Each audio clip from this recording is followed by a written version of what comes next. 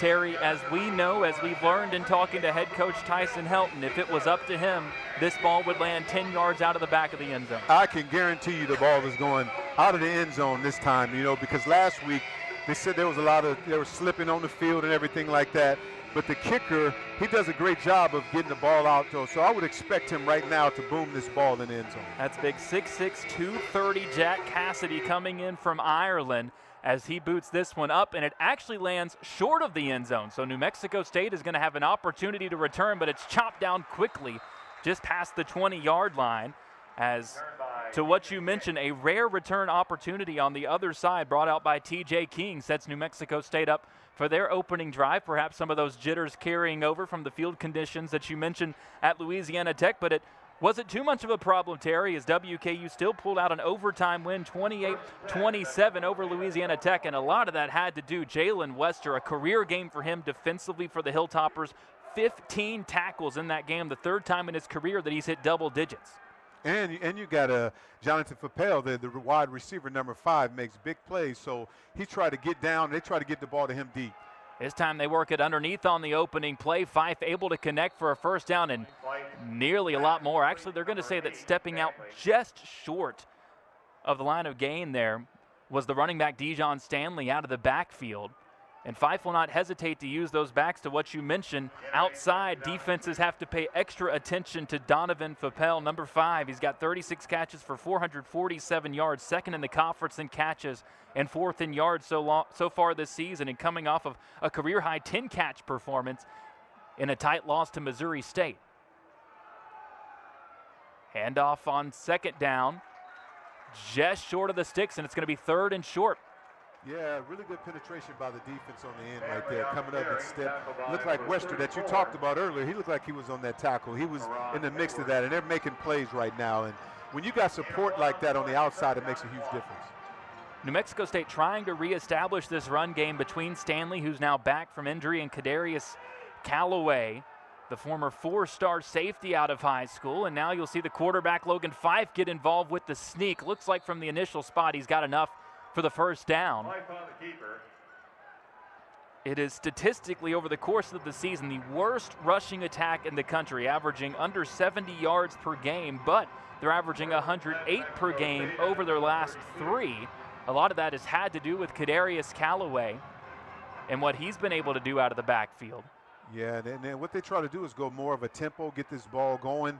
And these both offenses are going to be similar. They try to get the ball out quick, and then if you come up, they try to sneak a deep pass on you. Fife looking into trouble, and it falls incomplete. Was targeting his star tight end, Gavin Harris, who has been such an impact player since transferring in from Central Michigan. Only caught 11 passes last year, has 24 catches for over 350 yards this year, but couldn't connect that time. Yeah, I mean, that was a pretty much switch by the WKU defense on that. They're usually a too-high safety, and what they changed up in the middle, Coach was talking about that earlier, they try to switch in the middle of the read, give him a pre-snap and then go to something different. Fife hands it off. Callaway cuts it back up the middle, gets up near the 34. It's going to be third and long. Great play. I mean, if they come and make plays, look like that was Elijah. Let me see who was making that. Number 50. Sneed, the need for speed on the outside, making plays like that. Benson Sneed, the transfer from Indiana.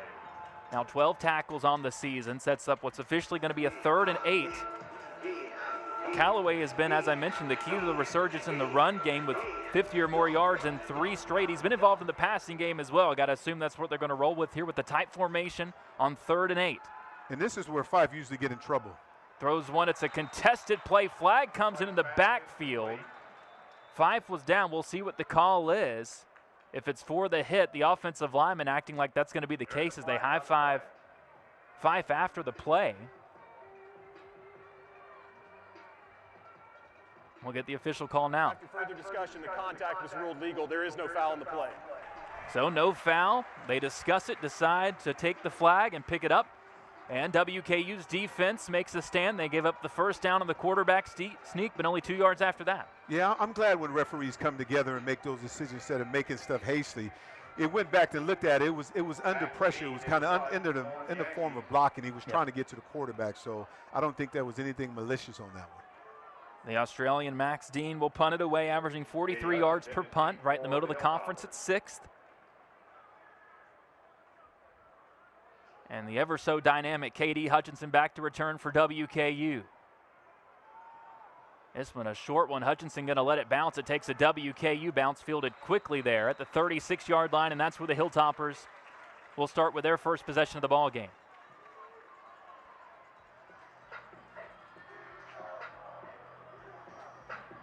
And so for the first time, we see this WKU offense led by Rodney Tisdale, the reigning Conference USA Freshman of the Week, 21 for 34 through the air, 227 yards, a touchdown, and an interception. Ran for 73 yards as well in that overtime win with the 2-point conversion. Instead of going for the tying extra point in the second half of the overtime, as Tisdale takes the snap, they flare one out to the left side. It's caught, unable to make a man miss, and wrapped up is Marvis Parrish, who they love to use in the passing game, Terry. That's his 29th catch of the season.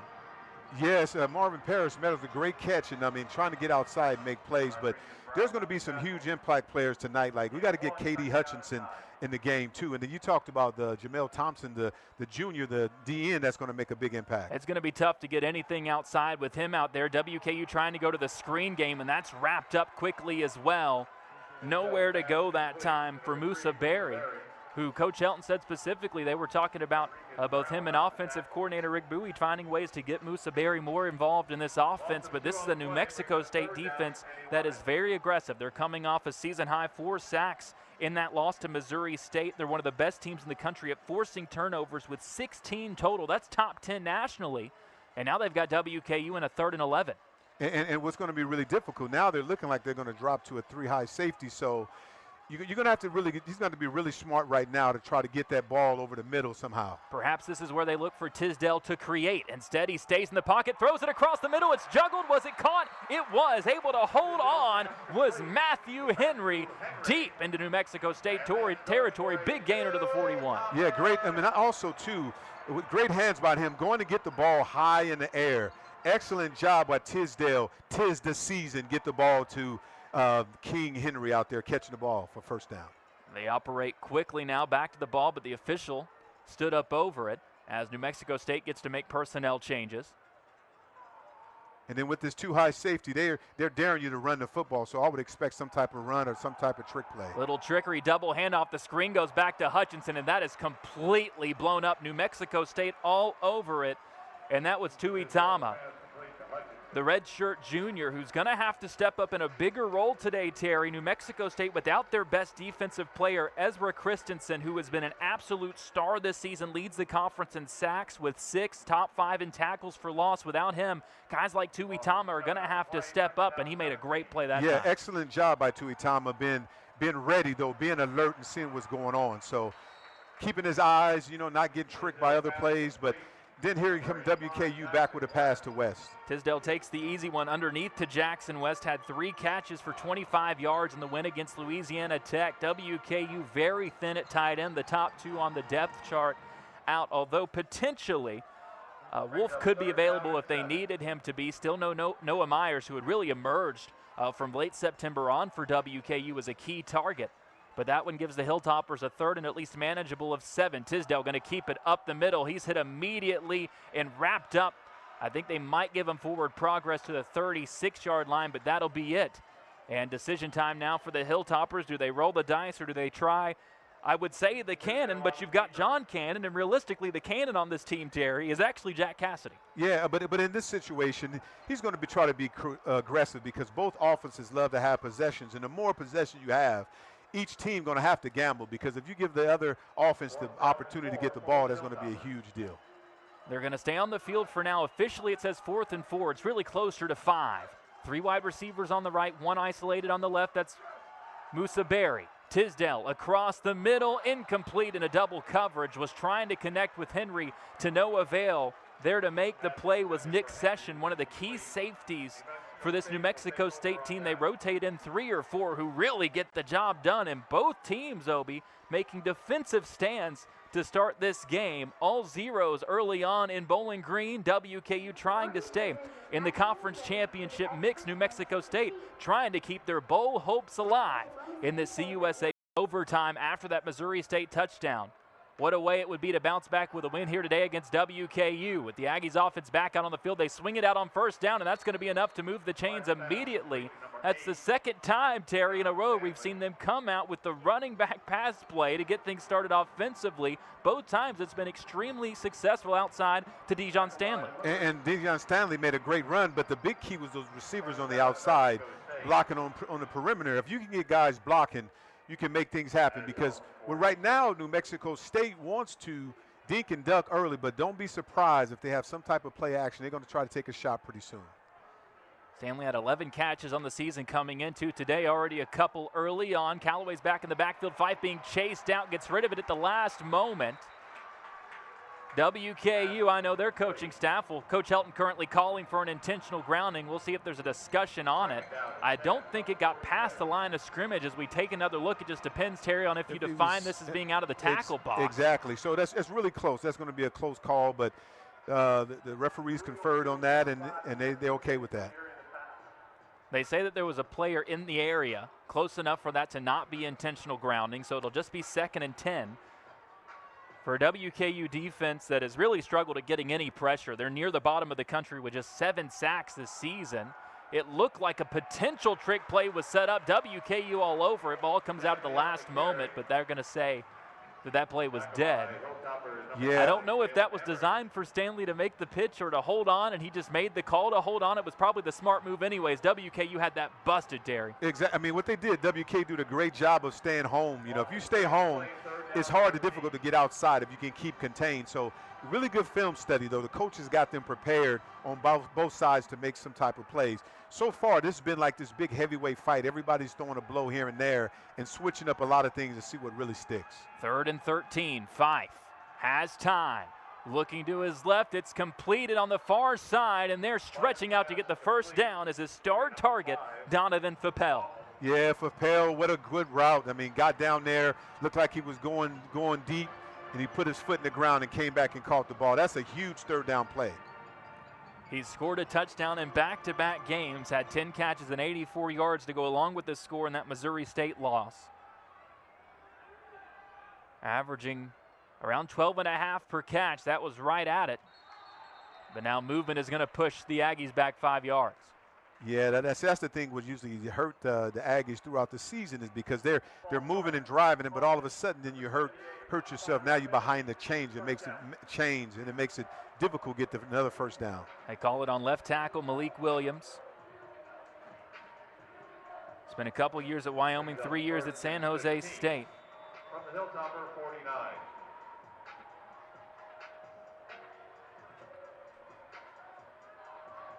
That makes it 1st and 15 for Fife in the gun.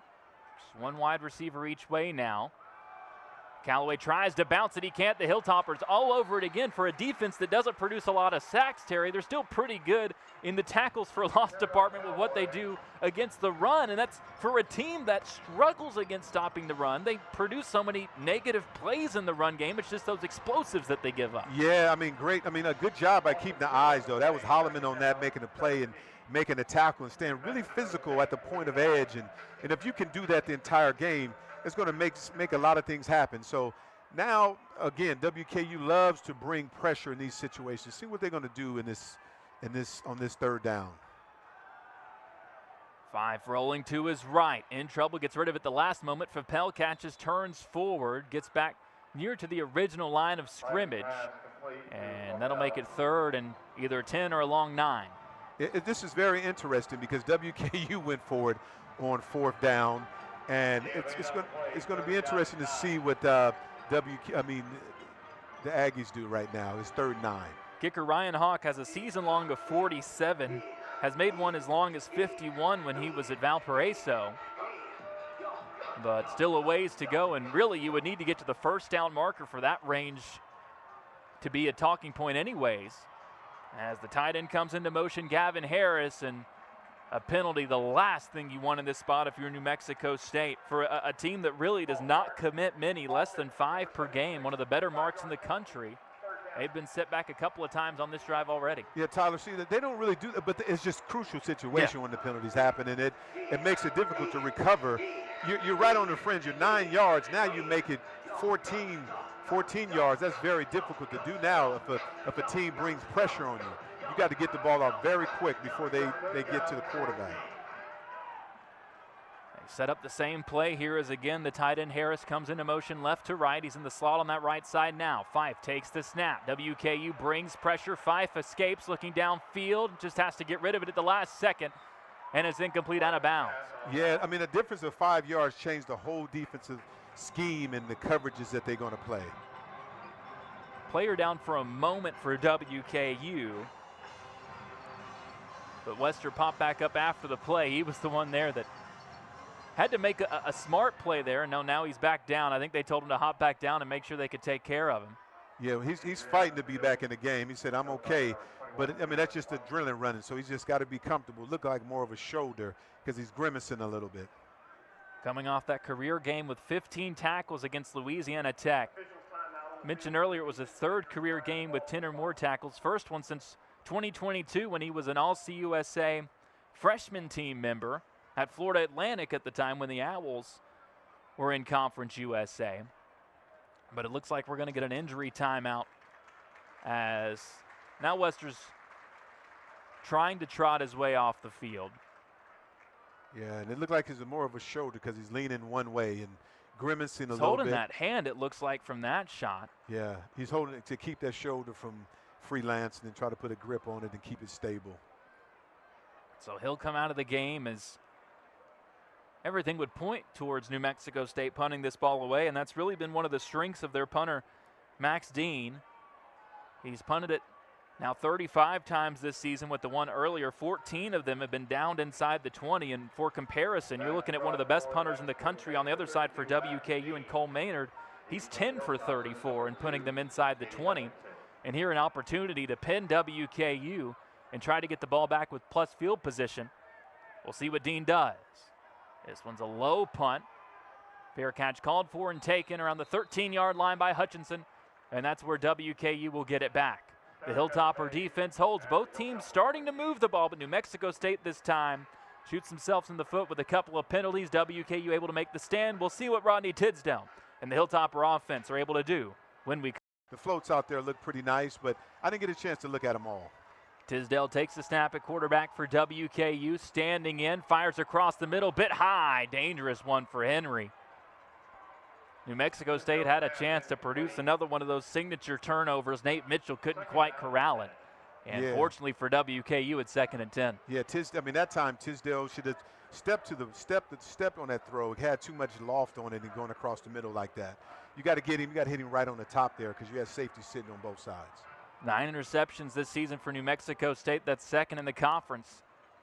For as much as Tisdale can do as a runner, Terry, they said they like him much, much more as a passer, as this time he's going to hand it off up the middle, and that one is going nowhere. Parrish stuffed up the middle.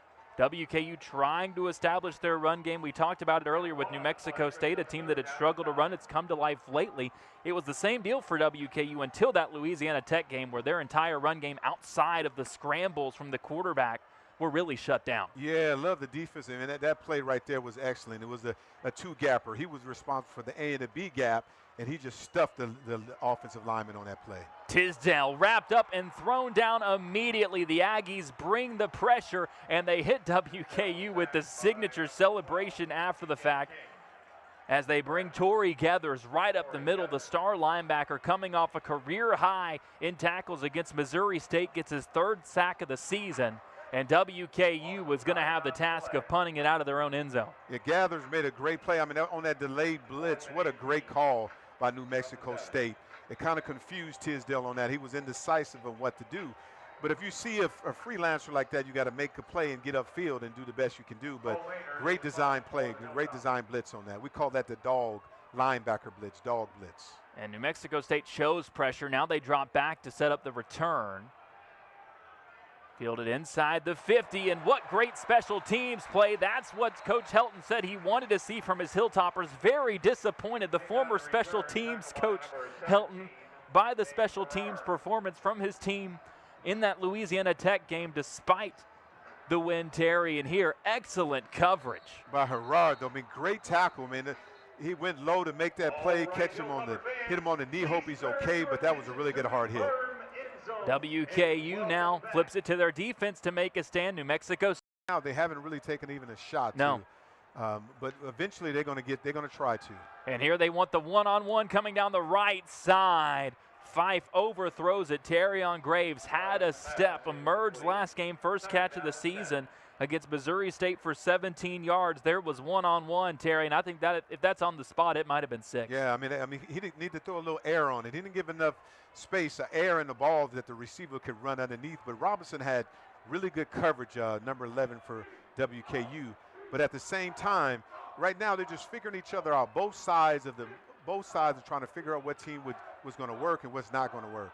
Play action screen set up near side. Johnson makes a man miss across the 50 down near the 45-yard line to set up 3rd and short. Good catch and run by P.J. Johnson III, the senior who spent all 4 years here at New Mexico State, at his 16th catch of the season. Oh my God! I mean, that was my goodness, Johnson! What a great move right there. I mean, good shake and bake on there, because that was the tackle for loss on that. But he made all that yak yardage after the catch. I mean, it's huge when you have a guy like that. If you look Fife like one-on-one at the top, he's got to be looking for that slant route. Heavy formation. Fife keeps it himself, gets outside left side, 35 inside the 30. Now makes a business decision and gets out of bounds short of the 20. That is a rare aspect of his game. Now he's run it. That's his 58th run of the season, but it's just for 21 yards. He's been sacked a good amount. They use him for those quarterback sneaks that we saw, but there may be a bit of a zone read, Terry. Yeah, there was a zone read right now when he was running, but the receivers were covered, so he figured out he had an option to either throw the ball out wide if the receivers are not covered, but when the receivers are covered, he just decided to keep the ball and run with it. Taking advantage of a WKU defense giving up nearly 200 rushing yards per game. Last in the conference, 121st in the country. Wants the one-on-one again, right side. It's batted down, incomplete. Hand fighting both ways. Don't think there's going to be a call. As they try to go back to the jump ball, Robinson again in coverage, fighting back there against Graves. And that was an ill-advised throw because Robinson had it right in his hands. I mean, that was the opportunity to make a big play right there and have a turnover. He's got to get more air and try to get more on the sideline, 2 yards from the sideline. That is the best aim for a quarterback, to get it to a wide receiver. After he overthrew the last one, that time he clearly wanted to make sure he kept it in play, but kept it a little too much in play. Absolutely. Offsides again. And again, New Mexico State jumps. That's the 3rd false start in this first quarter alone. Again, a team that averages less than 5 total penalties a game. But what I'm noticing, too, the reason they're jumping off sides, WKU defense is doing a great job. The coordinators are doing a great job of stemming late. So because what's happened is the offensive line is adjusting to one blocking. Yeah. And when they shift, they get jittery because, what can I do now? Yeah. That's one thing the coaches told us they want to try to do some more of, rather than just showing one coverage and then as the play starts jumping into it, showing one coverage and then just before the snap shifting into something else. Yeah, it's very difficult when you have an offensive line like this that has established their blocking on the first call. Yeah. So it sets up a 2nd and 15, empty backfield this time for Fife. They bring the wide receiver in motion. That's Pell. He sets up underneath. Instead, this ball is just chucked out of bounds to the left side as WKU brought some heat. And the Aggies face a 3rd and 15. Yeah, there's a lot of different things. There right there, there was what you call the TE blitz, tackle in the end. They kind of crossed each other on that play. That was really good on the defensive side of the ball. It's both sides of the game, even offensively. They're trying everything they can do to make something happen and look for opportunities. Stanley, the running back to the right of his quarterback, Fife. He's got a couple of catches already in this ball game. Pell now isolated on that left side, but WKU keeps the safety help over the top. Instead, it goes across the middle. Great move from the tight end. Harris makes 2 men miss, gets down to the 15-yard line. And now potentially decision time, Terry Obie. Knowing what this WKU offense can do, what do the Aggies do in this spot? And finally, they bring on the field goal unit. I am surprised, though, with the Aggies driving down. You get this opportunity. You rarely get them. If this is the opportunity where you need to get this first down and try to go for it. I know 3 points counts, but three points in this game, I don't know if it's going to really hold up very well. Ryan Hawk stands in 12 for 17 on his field goal kicks this season. He was 1 for 2 in the Missouri State game. This one up from the left hash. And it's good from 32 yards out. So regardless of the result, points in this spot in this low-scoring affair, perhaps surprisingly against this high-powered WKU offense, even with Tisdale in there, they've shown that they can put up points. 0 on the scoreboard so far as New Mexico State strikes first, 3-0 Aggies with 1 minute left in this opening quarter.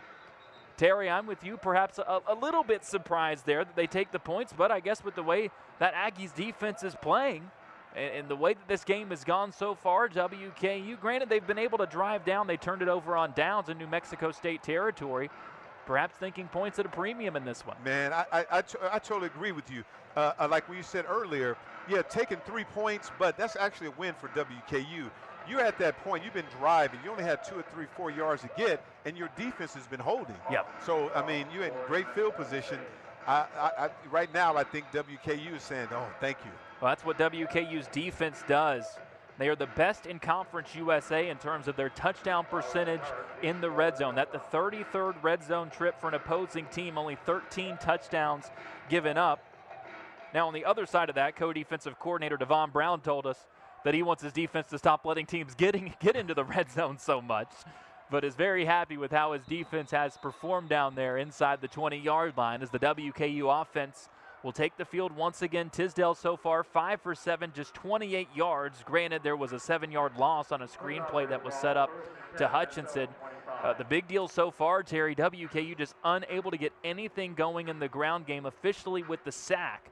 3 attempts, 5 yards lost. I mean, what happens is when you become one-dimensional, the Aggies is starting to see that. But really, you don't have to make – so far there's been a lot of gadget plays. You just need to get the ball out, make a couple 5 or 10 yards at a time, and make the receivers make some plays. Hutchinson gets it on the sweep, trying to get outside. Gets a block, now hurdles over a man. Flag comes in from the secondary. That was the back judge. He threw that one from midfield. And usually that's some type of penalty. I mean, blocking penalty. I think it'll be a penalty. Yes. cut block or something. Yeah. Ooh, blindside blitz. That was the blindside hit. Looked like it. Was that from the Aggies? We'll see what the call is going to be here. WKU walking back as though it's on them. And Holding. Offense. Number 0. 10-yard penalty. First down. it was a hold that comes in from the outside on receiver Matt Henry that the back judge caught, and it walks WKU back to their own 15-yard line. And this one of those spots where obviously you don't know that this is how the next drive is going to start, but when you take those 3 points and then you come out and WKU immediately picks up a big penalty, you feel much better about that decision. Yeah, I mean, now you feel really good about it. But look at these offenses mirror each other. You got 3 receivers to one side. They've both been playing the same, but you got to be really accurate to get that ball out. What a spin move from Hutchinson. He escapes everybody. He's past the 30, finally dragged down short of the 35-yard line. He was in no man's land, put him on the spin cycle, and turned absolutely nothing into 2nd and 1. Man, you're talking about yardage. You know, he feels at home. This is Houch's stadium, so KD is like, I'm trying to take it to the Houchinson. Great move, great. You know, he left people on the ground, man. That's something else. When you got that type, we call it wiggle in space. KD somehow wanted to turn that into a TD, at least got it to a 2nd and 1. Final seconds ticking down in this first quarter. WKU will get one more play as they run it up the middle and able to move the chains. They go to the big fellow, Lavelle Wright. He barrels through. And as the first quarter comes to a close, WKU trying to get his Aggies in position for a bowl game. They lead the Hilltoppers 3-0, but WKU piecing together a bit of a drive here at their own 37 after they backed themselves up with penalties. Tisdale keeps it, running left side, gets across the 40 after the second surge for a gain of 4 on first down. Yeah, great decision by Tisdale on that one, because this Joe Morris defense at the New Mexico State is playing 2 high safeties. And what that means is now they're going 3 high safeties. They're daring you to run the football. Because they're giving the run a game up, but they're not going to allow you to pass unless you accurate down the middle. Tisdale going to throw this time, looks right, goes back left, now drops it off underneath. It's caught. Barry can't escape. He's wrapped up and dropped at the 44-yard line. 3rd and short upcoming. That's one thing that they talked about with Tisdale, Terry, coming in. Although he's the backup, they say he's really operated really well at like a very professional approach to being the backup, has always treated it as almost starting as a backup, but still needs to work on sometimes releasing from going through all of those progressions and improvising a little bit. Absolutely, but on that time, that was just a great tackle outside by the defensive back on that one. Rollout is caught by Matthew Henry, but immediately shoved out of bounds right at the first down marker. We'll see where this gets officially spotted. That will determine everything. It's really close. The stick itself looks just short of the 47-yard line. The nose of the football gets just enough, and that will move the chains as Henry gets the first down catch, his second catch of the day. The first one he juggled and brought in for a 25-yard gainer that, Terry, was longer than any play WKU had in that win against Louisiana Tech. Longest completion of that one, just 21 yards. Coach Shelton and offensive coordinator Rick Bowie, who came here with Maverick McIver, the quarterback for most of the season for WKU, who is available if needed for the Hilltoppers today. They said they want to open this thing up if they get the right opportunities, but don't want to force it downfield. Yeah, right now, both teams are not letting them have any opportunity. They're playing 3 high safeties, 2 high safeties, and making it difficult to pass the ball deep, but you can throw underneath, but they're not going to allow you to throw any ball. WKU takes their first time out. They're driving now at their own 47-yard line, trailing it 3-0 to New Mexico State in the opening game of November. Pressure from being in a must-throw situation. Had a bit of a delay here as there's an issue with the communication. That's been something that's implemented now, Terry, in college football, with the quarterbacks being able to talk or being able to hear directly through the helmets with the coaches. And we've seen several games this year across the country where that has popped up as an issue. Seems like everything's good now as Hutchinson gets it on another sweet play, cuts through the left side across midfield to the 48-yard line, picks up 5 on first down. Yeah, I mean, it's a good job to get Hutchinson in the backfield, try to get him some touches, and so they're trying to get some big plays. But right now, I think the Aggies also too, they're doing a great job. But they're just putting three down linemen, and they're having everybody outside, and they're mixing it up with different blitzes here and there. First official carry of the game as the last one was called back on a hold. Tisdale fakes it, wanted to throw, lost the football, gets it back, now gets rid of it, and it's nearly picked off on the near side. Made a heroic play to save the fumble and then nearly threw it right back into the hands of New Mexico State. Yeah, but in that situation, when it falls out of your hand, don't throw it to where somebody can catch the football. That's difficult. I'm throwing that out of bounds. When you're a freshman, you're a rookie like that, no experience, you don't want to get in the lines away because you end up throwing an interception to a team like New Mexico State defense that has 9 interceptions, and they're second in the Conference USA. Boy, and number 10 would have been massive there. Instead, 3rd and 5 for WKU just on the New Mexico State side of the field. Hutchinson goes into motion. Now rushes down the right side. Tisdale all the time in the world, drops it off underneath. It's going to be close. Where is the forward progress mark? New Mexico State, a great job of gang tackling right at that first down line, but didn't get there in time. His Hart got just enough for the first down. Yeah, he wasn't an ace. He wasn't a diamond. He was a heart on that play to get that first down. But I like that, though, with New Mexico State is rallying around the football. I mean, they're moving. They're doing something different than normal that they usually do, because they have a lot of turnovers. They make a lot of turnovers. But right now they're in a bend, don't break type of defense. Whistles blow as not sure. The ending spot of the previous run is under further review. They're going to take another look at this spot and see if it was in fact enough for the first down, as Hart not really used as much in the passing game. That's mostly the role of Marvis Parrish back there, the freshman at running back. Hart, he's a bit of a hybrid guy, not the bulldozer. That's Lavelle Wright. He's that in-between guy that can really do whatever you need him to. Ran for a couple of touchdowns in that game against Louisiana Tech last week, including the one in overtime that set up the winning 2-point conversion that Tisdale threw to KD Hutchinson. Terry, looking back just to that, how important was that win for WKU? Louisiana Tech had emerged perhaps alongside, obviously, Kennesaw State and Jacksonville State, the reigning conference champions, as your real favorites in Conference USA. And the Hilltoppers, without Maverick McIver, finding a way after squandering an early lead to find a way to come out and win that game. I mean, it was important for them to win that football game, because if you're going to stay in the race, because all those, you said it, Kennesaw State, and then you also Jackson, you got a lot of them so close right now. And right now, I think if you look at Hart, I think he's close to getting that first down. So it's going to be very interesting if you look at the video. You know, Hart remind me of, like, if you would describe him as a car, he would be more like a minivan. Like, he'll surprise you when he take off at the stoplight. I mean, like you know, that mom minivan, you know, that soccer minivan, get at that corner, and all of a sudden you see it take off. You're like, I'm surprised it was that fast and big. Well, and a minivan can carry a few people in it. He can carry a few tacklers, too. Absolutely, and I think he got the first down. It's going to be close. I think it'll depend on how many angles they get on it. Let's see the call. Short of the line to gain at the 44-yard line, 4th down.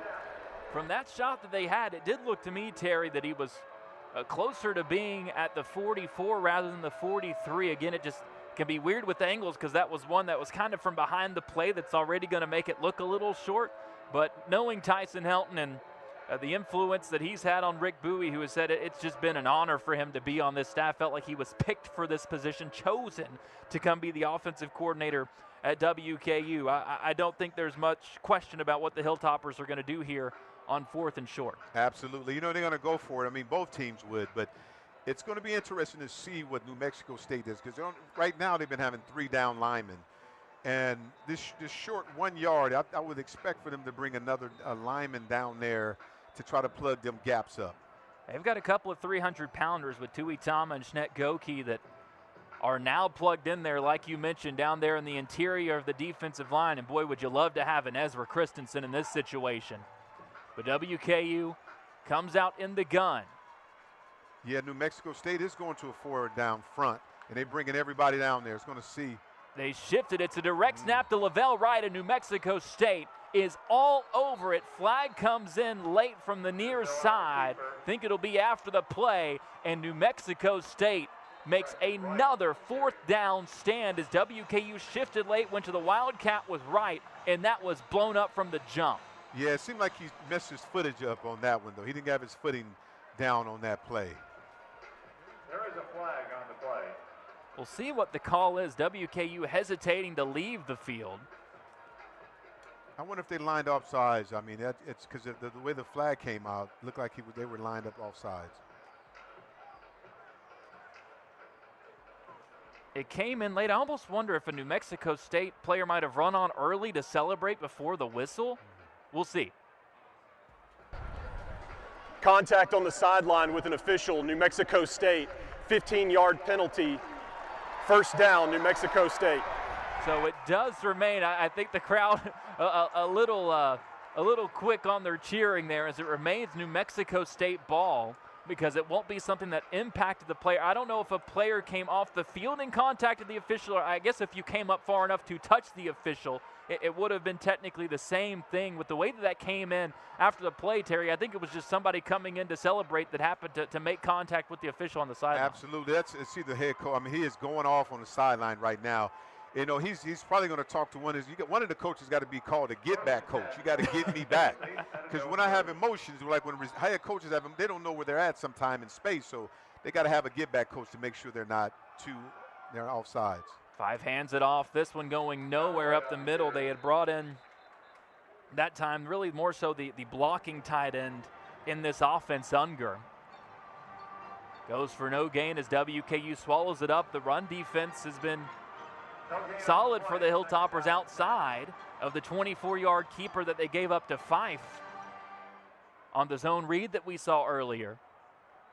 On the drive that eventually led to the field goal for New Mexico State that has them with this 3-0 lead. He's got 2 receivers each way. Now in motion again is the tight end Gavin Harris.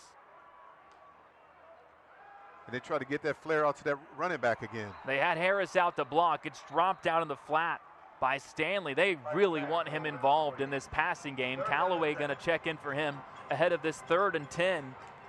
Harris used in so many different ways there at tight end, Terry, and there's a very unique connection from New Mexico State to WKU and even to you, their tight end coach, Nelson Fishback.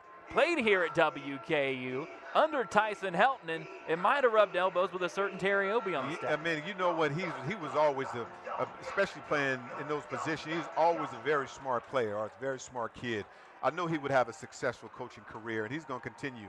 He's been under the right shade tree, so he knows. Fife wrapped up and sacked, a rare one for this WKU defense. They bring some pressure, and they do it. In this case, Terry, out of the secondary with Jalen Emery, the corner gets the sack. He's been thrusted into this starting nickelback spot all of a sudden, and what a way to take advantage with a big play on third down. Yes, I mean, the WKU defense, 7 sacks, right? That was last year, but right now that was a huge sack. What we call that, you call that the snake, meaning the skinny, our safety coming from the top of the zone, not expecting that. He came from the B gap and nobody was there. Delayed blitz by the Sam. I mean the safety, or small guy, skinny, meaning snake. When you're in a spot where you're not creating many sacks, sometimes you got to bring those guys out of the secondary. And for a second time in this game, one each way, we see just fantastic punt coverage as Hutchinson is immediately swallowed up. Still favorable field position for WKU. The Hilltoppers, a couple turnovers on downs early on. We'll see if they can break through, or if New Mexico State can continue to hold on. Not really reacting to the first move, and they're just trying to see what they can do. So he just got to be accurate in getting the ball out. Looking deep across the middle into double coverage, and it's picked off. Threw that one straight to the defender. New Mexico State with their 10th interception of this season. And dropping back in coverage that time was the linebacker, Sone Alpiu. His first interception of the season, the second for his career, and his third year starting for the Aggies. That time, fooled him with the coverage. Terry dropped back, and that one was gifted to him on a platter. I mean, it looks more like that was cover 2, Tampa 2, where you see that linebacker drifting back deep, and he kind of disguises. So it's really man under with zone on top, and it kind of tricked Tisdale in that. And I don't know where his eyes was at in seeing that, because the linebacker tricked him on that. Great job by the linebacker.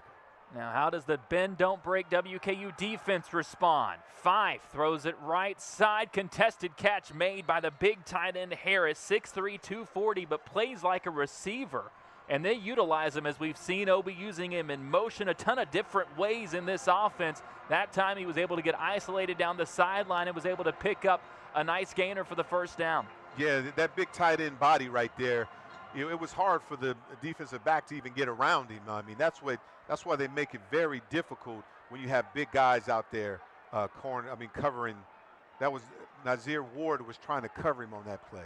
A couple of 11-yard catches in this one for Harris. He moves this time as an up back in the backfield, and again New Mexico State moves early. If it's on the Aggies, that's their 4th false start, but we'll see if WKU moved first. Yeah.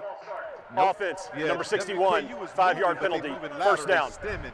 And it seems like they're going forward. So again, that's a great understanding what the defensive coordinator from the beginning of from all plays during the week, and even in practice and watching the video, see New Mexico tendencies. What they do is they lock in their blocking protection early, and when someone makes an adjustment late, they can't do it. 5-7 for 15 through the air now, 69 yards. Hasn't made the big mistake, though. In the pistol this time. Takes the snap. Looks right side. Has a man, but it's thrown outside as it was a blitz that time brought by Holloman. Flag comes into the secondary after the pass falls incomplete. See if it's a hold in the secondary, and that's why the pass was ahead of the receiver.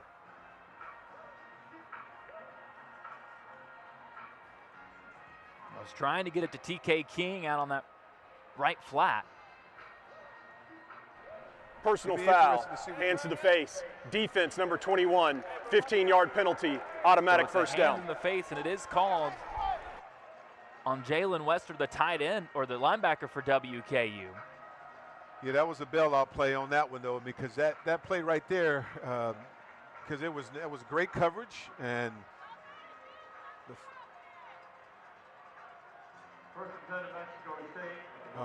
could barely get a peek at it there at the bottom. Tough to see. But regardless, moves it into the red zone again, where WKU has been so good defensively, but New Mexico State looking to strike with the first touchdown of this ball game. Fife pressured, rolls out to his left. stretches the play, goes underneath, has a man. It's caught falling down at the 11-yard line. Again, finding this time late in the play is running back Dijon Stanley. Dijon Stanley did a great job of finding that open area, waiting for his quarterback Fife to just run. When he moving outside, that was not a design play. He was just looking at the zone where he was vacant, where there was no WKU linebacker at. Stanley already 3 catches in this game for 23 yards, makes it 2nd and 5 at the 11. Fife sends a man in motion running right to left. Hands it off the middle, up the middle this time to Stanley. Tackled by Blackenridge. The rest of the offensive line thought the play was continuing up the field. Instead, it's just a gain of a couple. Yeah. And it's 3rd and 3. Huge play early on in this ball game. I mentioned how good WKU has been defensively in the red zone. New Mexico State has scored on 19 of their 22 trips down there, but just 11 touchdowns. And now over the last 2 games and a quarter and a half, they're just 5 for 10 on getting touchdowns down in the red zone. Yeah, with WKU do a great job of packing the defense. And now they're going man to man. They're going to bring some pressure on Fife. Fife rolling to his right, throws it into the end zone and overthrows his intended target. Was a little surprised, Terry. They had Fapel one-on-one down here on the left side, but instead all of that designed to move right. And with that incompletion, the field goal unit will come back on. Yeah, I mean, they do a great job. That defense, especially in the red zone, do a great job with passing the coverages on. And that's why they've been so good in the red zone. It's impossible to do that, for defense to do that. They just have this chemistry with each other on that.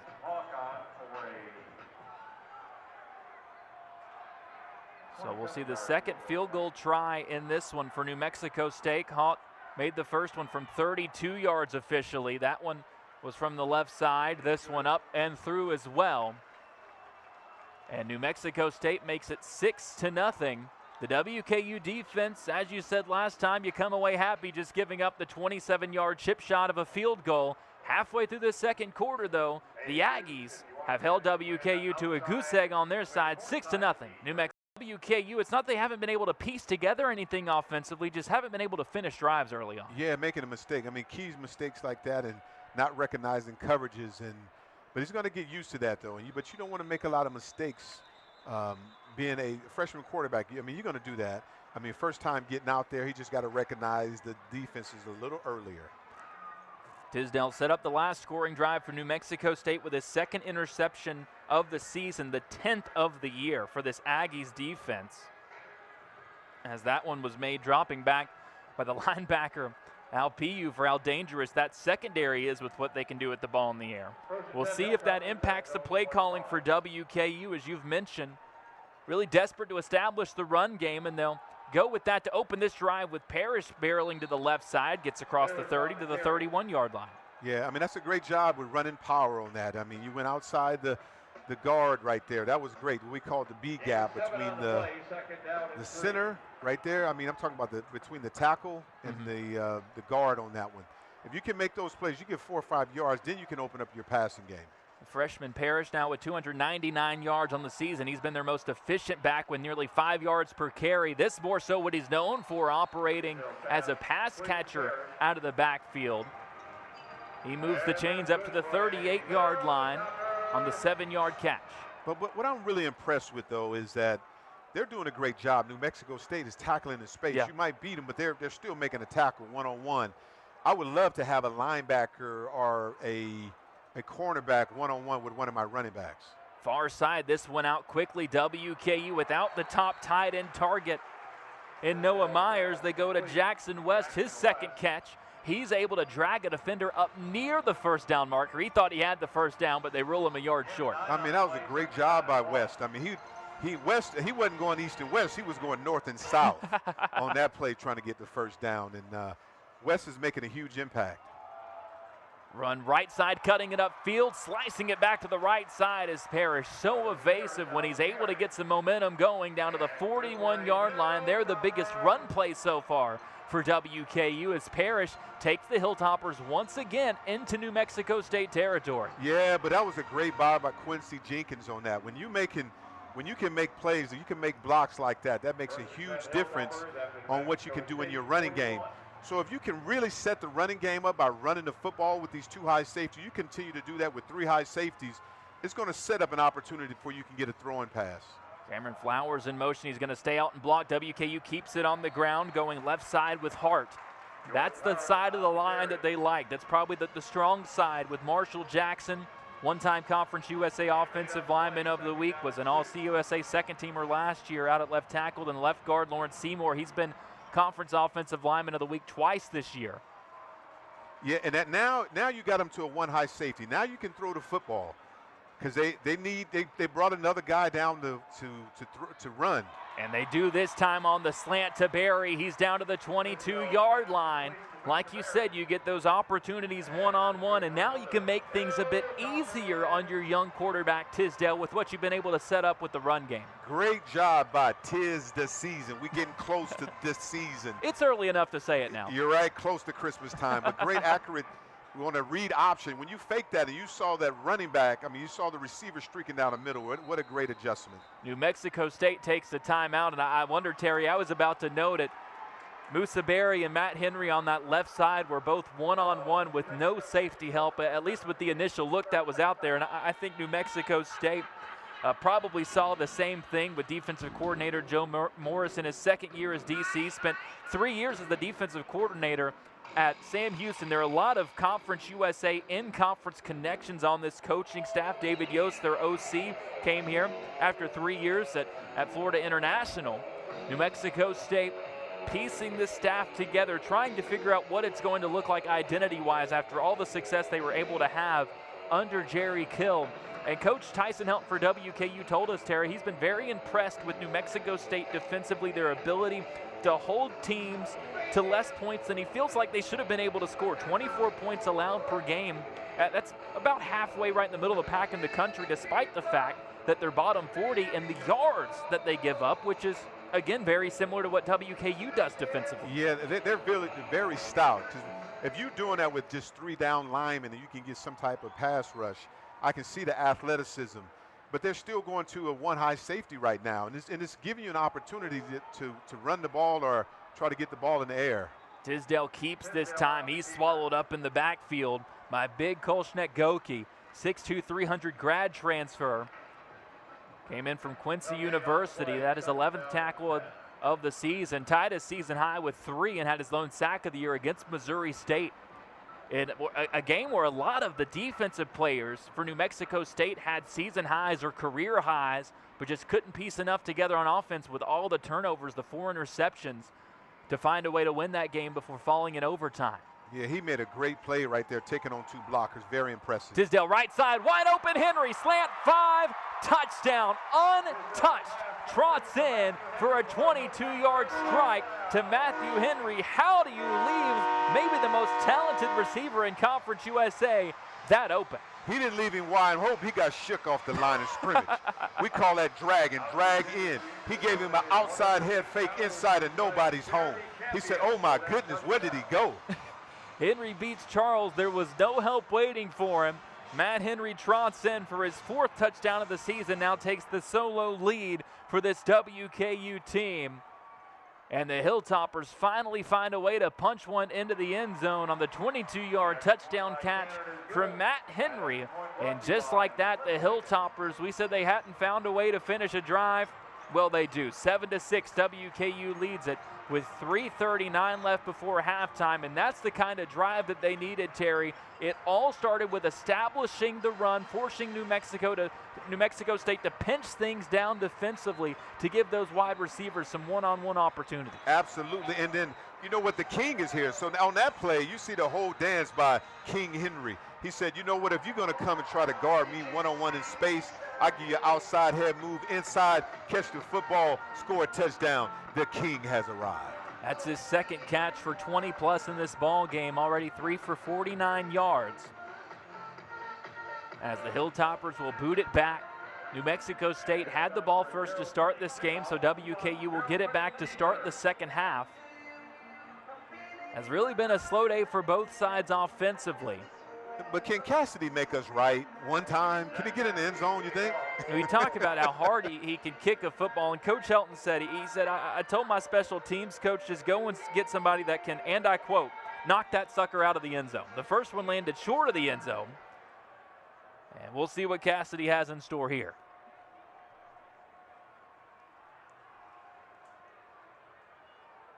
Checks both ways, loads, fires, and that one a bit closer to the norm. It's not going to get out of the end zone, but it's halfway through and down for a touchback. Yeah, I mean, okay, so it made us kind of right? Well, and he made Coach Tyson Helton happy. I don't think he ever wants to see, he told us if it was up to him, he doesn't want his team to return a kick. He doesn't want the opposing team to return a kick. And you know all about that, the star returner that you were, just how dangerous those plays can be. And if you're a coach, it seems like the smart thing. I kind of get it. Of, hey, let's just take those out and not worry about them. Absolutely. I wish they would have had it when I played. I probably would have been able to play a little longer because you get hit unnecessarily. Let's get back and just catch the football and just take it on the 25-yard line. Five back out in the gun. Looking left to start, now goes back across the middle. It's deflected up in the air, falls incomplete, was trying to fit it in a window to TK King. It was a trio of defenders around him. Couldn't tell if a defender got a hand up or on it, or if it did hit King on the hands. But regardless, it falls incomplete, and it's 2nd and 10. I know Lewis, the safety, looked like he was really close. He was getting there. He got his hands on it. You know, he was almost like that boxing guy, Joe Lewis. He was trying to get a knockout punch on that one. Lewis on the play. Second deflection of the season for Jalen Lewis. Has a couple interceptions to lead WKU as well. And these late stems are really giving New Mexico State some confusion. Tries to go to the tight end on the curl route. That one incomplete. Too low for Harris to scoop it from the turf. Vice pass intended for number 2. So we got to give a lot of the Devon Brown, right? I mean, these co-coordinators, Merritt, they are doing a good job of mixing a lot of stuff in. The only thing we haven't seen so far is that proud, that stand-up defense, to where you don't know who's at what position and where they're lining. Oh, you know what? They in a little and proud now they got a little bit of prowl on the left side. They drop it back into coverage. 5 across the middle. Fapel potentially wanted a hold there. He's not going to get it. And I just mentioned, Terry, WKU gets this ball to start the second half, and they're with 3 straight incompletions. You give it to the Hilltoppers with 3:27 left to work with in this first half. Yeah, I mean, I see the whole momentum shifting. You know, just like if they was trying to figure each other out and see what's going on. And I think both teams are trying to get some energy back. And WKU with 3 minutes and 27 seconds left. You know, that's a lifetime. They call this little fast Corvette offense because we here in the Corvette land. GM is here. So I'm going to see how fast they can score. Dean fields the low snap well, boots it away. Hutchinson takes the fair catch. Inside the 31-yard line of WKU officially will get 3:19 to work with in the second quarter, now leading it 7-6 after Tisdale throws the 22-yard touchdown pass to Matthew Henry, and the Hilltopper defense produces a 3-and-out with 3 incompletions. WKU defensively coming off of their worst pass defense game of the season, despite getting the win against Louisiana Tech, gave up 340 passing yards, didn't get a sack, and 46 pass attempts. So far, Terry, Logan Fife just 8 for 20 for 74 yards for New Mexico State. As Tisdale stands back in, rolling to his right, gets it to Henry, makes the first man miss, makes the second miss as well, and drives it up to the 37-yard line for a gain of 5. Yeah, I like Matt Henry making catches like that. But for some reason, you don't want – I used to tell them receivers, don't go inside because there's live crocodiles in there. They come in to knock your head off. If you want to get upfield, try to get outside as much as possible because all the pursuit is coming from inside. Henry now with 4 catches. WKU this season 3-0 when he gets at least 5. Great job that time by the running back Parrish to cut it back. Or excuse me, it's Lavelle Wright in the ball game. Cuts it back to his right to get up the middle. And WKU moves the chains to the 44-yard line. As Wright, he's not known for those jump cuts. He's more of the power back, but that time a great change of direction to keep it moving forward. Yeah, but great. That was a saving tackle right there by those linebackers because now you're going back to man-to-man coverage. Somebody's got to win. Tisdale escapes, gets across the 45, dives forward to the 50, and that is that creativity that Coach Tyson Helton and offensive coordinator Rick Bowie were telling us about. Coach Helton even brought up Marcel Reed from Texas A&M, his ability to get out and create plays that aren't designed. And they say really that's what they want to have him involved more in the run game with, instead of designed runs that might put him up the middle and a bit more risk of danger. They said, hey, he's got the green light to go out there and make stuff happen if the pocket collapses or it's the right situation. Yeah, he just got to see it a little early. 111 yards with a touchdown and 1 interception. Takes a snap, looks left, decides to keep it, running to his right and slides forward at the 45-yard line. He's got enough for the first down. Great decisive in the beginning. That was really good by him. When you recognize man-to-man, if you have 2 high safeties, you know it's going to be open. Don't hesitate. Go. Even whatever the play is called, once he really gets this offensive down, he's going to be dangerous. But, you know, we talked about the left side. Everybody say the weak side, but left side, strong side. Get that ball out for some reason. Get out to your playmakers. Hutchinson left side has it, steps out just short of the 25-yard line. Coach Bowie said they wanted to find different ways to get Hutchinson more involved. They've tried some sweeps. They've tried some stuff underneath. That time he's able to get loose, and a dime from Tisdale to hit him inside the 30. I like that combination, right, with the corner, with the hitch on the outside. So we used to call that the flood route, like the corner on the inside and the outside guys running like more of a hitch route. Stand on your feet, big guy. Caught and immediately dropping down with it. Tisdale pass complete To number 19, Lofton Howard, who started the year, Terry, at linebacker and has transitioned over to tight end basically out of necessity with all the injuries that WKU has had. He played some tight end in high school here in Bowling Green at Greenwood. Yeah, I noticed that too. He wasn't used to being in space so open. He just went down. But if you know, NFL play, you could catch that, hop back up and try and make something happen. But I think Lofton thought, well, I might as well do the safe thing, make sure that I secure this. And now New Mexico State takes a timeout defensively with WKU operating at such a high speed. It'll be 2nd and 5, 1:19 left to go. The Hilltoppers, 2 of their timeouts to work with if they so choose. And I guess realistically, Terry, you're in a spot on the New Mexico State side where, depending on how this goes, a timeout not the worst thing to use, not just for adjusting your defense, but knowing, okay, WKU gets the ball to start the second half regardless of how much time we've got left. Now we want to try to get this ball back one more time in the first half. Yeah, they're going to try to get the ball, but what was difficult with 1:19, and I was surprised there, like with, you know, the tight end, we saw that too, but he had an opportunity. If he stayed on his feet, he could have scored, but the pass defense is really, the yards allowed is, I mean, they've been doing a great job. New Mexico is doing a great job. But what happened, the combinations with WKU passing the receivers, those crossing routes, make a difference. And now you got one-on-one on the top. You got to get that ball to number 3. He throws it into the end zone, one-on-one, Massa Berry. Mo Berry, not Mo Money. Give me that ball very well. He did a great job. They took the one-on-one that you've been begging for, that combination in the passing game. They've been going downfield, bringing it back to those shorter routes in here. Berry just wins the fight and comes down with a touchdown. They've been trying to find a way to get him more integrated into this offense. Just one catch against Louisiana Tech. Terry, he had 14 catches in the first 4 games, just 5 since coming into this one. That time strikes when it matters most with the touchdown grab. Yeah, but he looked very good on that one. That one-on-one, when you with a receiver in the corner, the receiver, when I played out there, you know, you lick your chops because I'm a wide receiver. Me and you one-on-one, you don't know where the ball is at. I know where the ball is going. Tell the quarterback, throw it up. 'Tis the season. Threw it to Berry, and it was a very good deal. Second touchdown pass for Rodney Tisdale. How well he's responded after having that interception that set New Mexico State up to take that 6-0 lead. Since then, it's been all WKU with 14 unanswered, and now it does work out to what we mentioned, if nothing else. If you're New Mexico State, obviously you don't want to give up the touchdown. Because of the timeout given up before, you get the ball back. But think about it, around Christmas time, Merry Christmas, 'tis the season. Does that go together?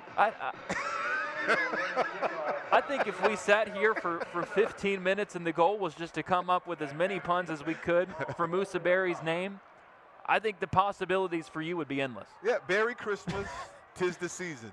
What better combo could you ask for? Yes. As November bleeds into December, WKU hoping to have their December filled with a Conference USA Championship appearance. They've made 2 under Tyson Helton so far, fell in the title game against Jacksonville State last year. They're in the hunt again, but you pretty much got to win out to stay in that mix. And then see how everything else unfolds with Kennesaw State and Jacksonville State. Here, New Mexico State trying to handle their business. They're going to have another shot before the half comes to an end, but I guess really the danger here, Terry, we keep going back and forth on these possessions and trying to manage the end of this half. Last drive, they came out with 3 straight incompletions, which gave WKU more than 3 minutes to work with on the clock for that drive. You're in danger potentially of doing the same. You really need a fast starter to this drive if you're the Aggies. Yes, you know what? You almost want to just – because, ooh. They keep it up the middle with 5. Oh, my and goodness. he is hammered. Man, that is a violent – you talked about him earlier. Oh, my goodness. Jalen Wester. Man, Jalen Wester. That's and Fife is going to come off the field. wobbly. They're surely going to check on him. For all intents and purposes, they're treating it as though it was a clean hit just right in the middle of the field. And that's why when we were talking to WKU's coaching staff, those are the types of hits why they said they didn't want to try the runs up the middle with Tisdale on their side of things. There, unfortunately, Fife takes the rough end of that one from Wester, who, Terry, came in middle of the field completely untouched. Man, he shot through that hole like a Smith and Weston. Man, that was a shot. And I hope he's okay because Fife took a huge hit. I mean, this is a violent game, but right there was he met him in the A gap and try to run straight through him. And now Adam DeMonte will come in at quarterback. This a very tough spot for New Mexico State, Terry, particularly because only one other player has thrown a pass on this offense this year, and it was the wide receiver Fappel who threw a 34-yard touchdown pass against New Mexico. This one fired near side, broken up.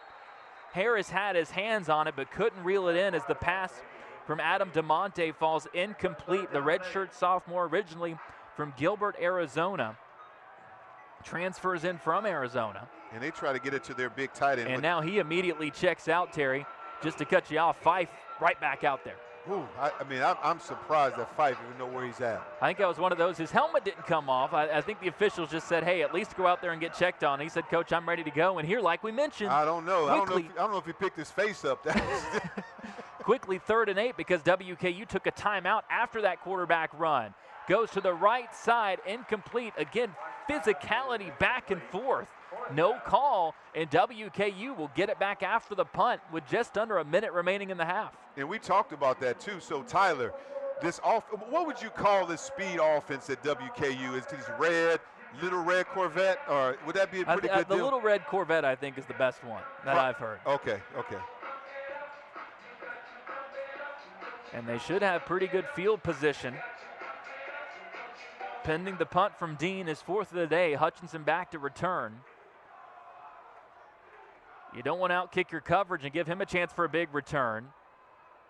Great punt. It is a boomer inside the 30, back to the 25-yard line, and Hutchinson just takes a fair catch. Great punt that time from Dean. His previous season high was 54 yards.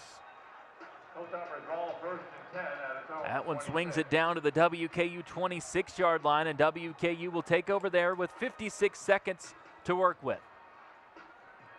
And that's a lifetime for a speed, fast offense like this. But it's going to be interesting to see what they do. For some reason, New Mexico State, Joe Morris got away from the two high safeties with a man under, more the Tampa 2. Yeah. That's what got Tisdale, but he went away from that and had like more of a one high safeties. Now he's going to three high safeties right now, more of a prevent style defense. And that's the look that WKU is used to seeing from defenses. Yes. Tisdale takes the snap, looks left, he comes back to the middle of the field, now to the right side to Henry. That time went through all of his progressions and got back to Henry for the first down at the 36-yard line. Yeah, a great adjustment by him. But I'm expecting they're going to give it up. He's going to be able to run the ball. If he can split these two safeties, because it's going to be wide open. They're going, if he runs, go. Instead, he throws it near side. It's caught all alone down the sideline. The perfect spot for this situation if you're WKU was Cameron Flowers, who reels it in and gets out of bounds at the 43-yard line and stops the clock at 39 seconds to go in the half.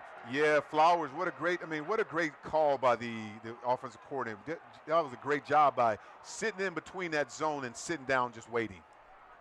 Now you got one high safeties again. Now New Mexico State's giving them a shot to take a shot downfield. Quick out to Henry. He's wrapped up a fantastic open field tackle. That's something that you've noted from this secondary multiple times. Josiah Charles there to hit him after a season-high 6 tackles last week against Missouri State. He's down at the 39-yard line, and with 34 seconds left in the half, WKU will take a timeout. Yeah, and I like that by with King Henry, but he was tackled by Prince Charles. That time the Prince overtakes the King. Huh? Absolutely. 5th catch for Matt Henry. Mentioned this earlier, WKU 3-0 on the season when he reels in at least 5. That stat, funnily enough, also applies to K.D. Hutchinson, who had a great game against Louisiana Tech, 6 catches for 77 yards and that winning 2-point conversion. When he's had at least 5 catches, WKU 3-0 as well. He's got 3 so far. So I think the coaching staff has been pretty keen on getting those two both involved as they both hit those marks in that win against Louisiana Tech. Absolutely. I mean, if you get these players making things happen, but I think it's really good. It's getting really chippy with the King out here, King Henry, and then also Prince Charles. Let me see who's the best out here. Which royalty is going to make that play? Flushed out this time is Tisdale. Does a little shimmy around the 40, gets down to the 36-yard line. Clock still moving for WKU as they set up on a 3rd and short, and they quickly spike it with 18 seconds left to go. And now the question, Terry, at the 35-yard line, was it spiked to go for it, or was it spiked to get the field goal unit out there? Get the field goal out here. It's going to be for the field goal, and there a spot, perhaps the inexperience leaks in a little bit. You would have liked Tisdale maybe to let that thing run down to 3 seconds left. I totally agree with you. Just a little bit, a few more seconds left, but because if you don't, you give them pretty decent field position, but with 18 seconds, there's not a lot to do. Cannon on for a 53-yard field goal attempt. And it will be John Cannon that tries the long field goal. We've gotten used to seeing Jack Cassidy in these spots. Cannon's is going to be close. It hits bounce back. the bar. It doesn't get the friendly homecoming bounce. How close can you get? Man, that was right at the yard mark. I mean, that hit it to top of it. Was a 53-yard attempt officially for John Cannon. New Mexico State will take over. His long had been 49. It hits the crossbar and bounces back into play in the end zone. Do you blame that on the facilities or something? Do you put grease on there to slide the other way? Well, a lot of those kicks, you got to imagine, have backspin on it. So if it hits the spot, either way, it's going to bounce backwards. And wow, unfortunate. A bit surprised not to see Cassidy there. He's 2 for 2 on the season, both from 50-plus. Hit a long of 55 against FIU and made one from 53 against Louisiana Tech last week. And with 12 seconds left, New Mexico State up around the 35. It looks like, though, instead of chancing it, they're just going to kneel it out, especially with that hit Fife just took. You can imagine that factored into that as well. And that will take us into the halftime break. WKU unable to string together 3 straight scoring drives, but 2 passing touchdowns from Rodney Tisdale Jr., who is 20 for 24 now through the air with 192 yards and those 2 scores and an interception. At that point, it was 3-0, made 6-0 New Mexico State, 14 unanswered from WKU, give the Hilltoppers an 8-point lead as we take this game into halftime. When doing so, and really when teams get over that mark, it doesn't make too much of a difference. He's 22-6 when they score between 20 and 29. 30 has been the magic number to hit to beat the Hilltoppers. New Mexico State has their work cut out for them just to get to that 20 mark with the way the WKU defense is held up around the red zone. That's been the story so far as this ball is touched and then rolls out of bounds at the 4-yard line. And because it was touched back there, Terry, it will not be a penalty against New Mexico State, and it will set the Hilltoppers back at their own 4-yard line as Flowers touched it and it went out of bounds. Yeah, I mean, you don't want to do that. I mean, you put yourself in a tough spot, though. I mean, you got to just let that thing run out if you can.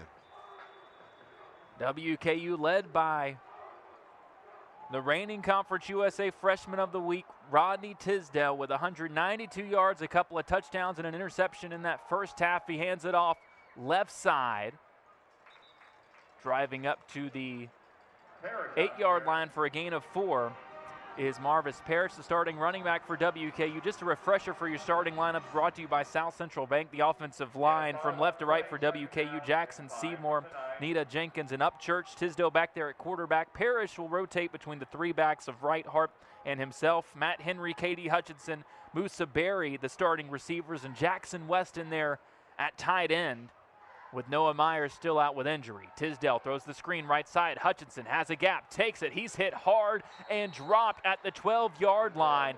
That secondary, Terry Obie, hits hard for these Aggies. It is every single person they've got back there. This time, it's the safety, Nate Mitchell. Nate Mitchell was, great. He came up like a bazooka. They are making open field tackles, especially one-on-one in space. Very impressive, though. That they're able to handle these type of receivers in space, and just on one contact, they don't go anywhere after that. And he's their leading tackler on the season as well. And WKU been successful, and I love how this shifting and moving and all this other stuff, but stay on the left side because that's been your strongest side. 3rd and short. It's a direct snap. Hart being patient, gets up to the 14-yard line.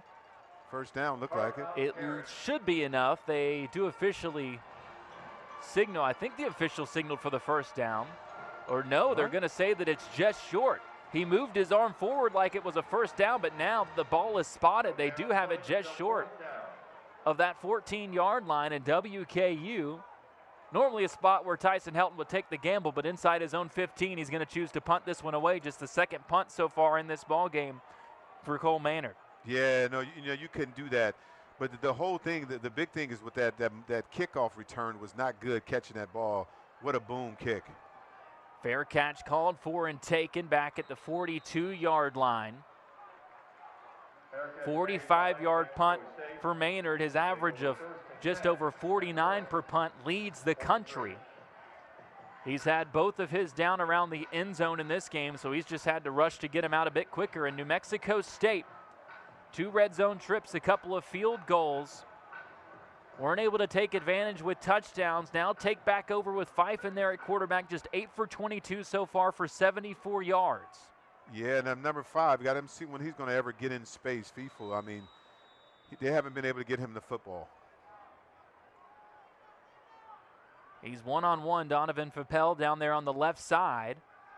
Fife instead looks right. Again, they go out of the backfield, though this time it's to the running back Callaway. We saw 2 straight drives start that way with the pass out to the running back, though they did it with Dijon Stanley. This time they go to Callaway. Every time it's worked, Terry Obie, for a gain of 7 or 8 yards. Yeah, because what happens is you isolate one-on-one with the linebackers against their running backs in space, and they're getting 5-6 yards of crack. If you can keep doing that, that'll make a huge difference. And with nothing going in the run game so far, perhaps those passes, the way to create is WKU bottled that up initially.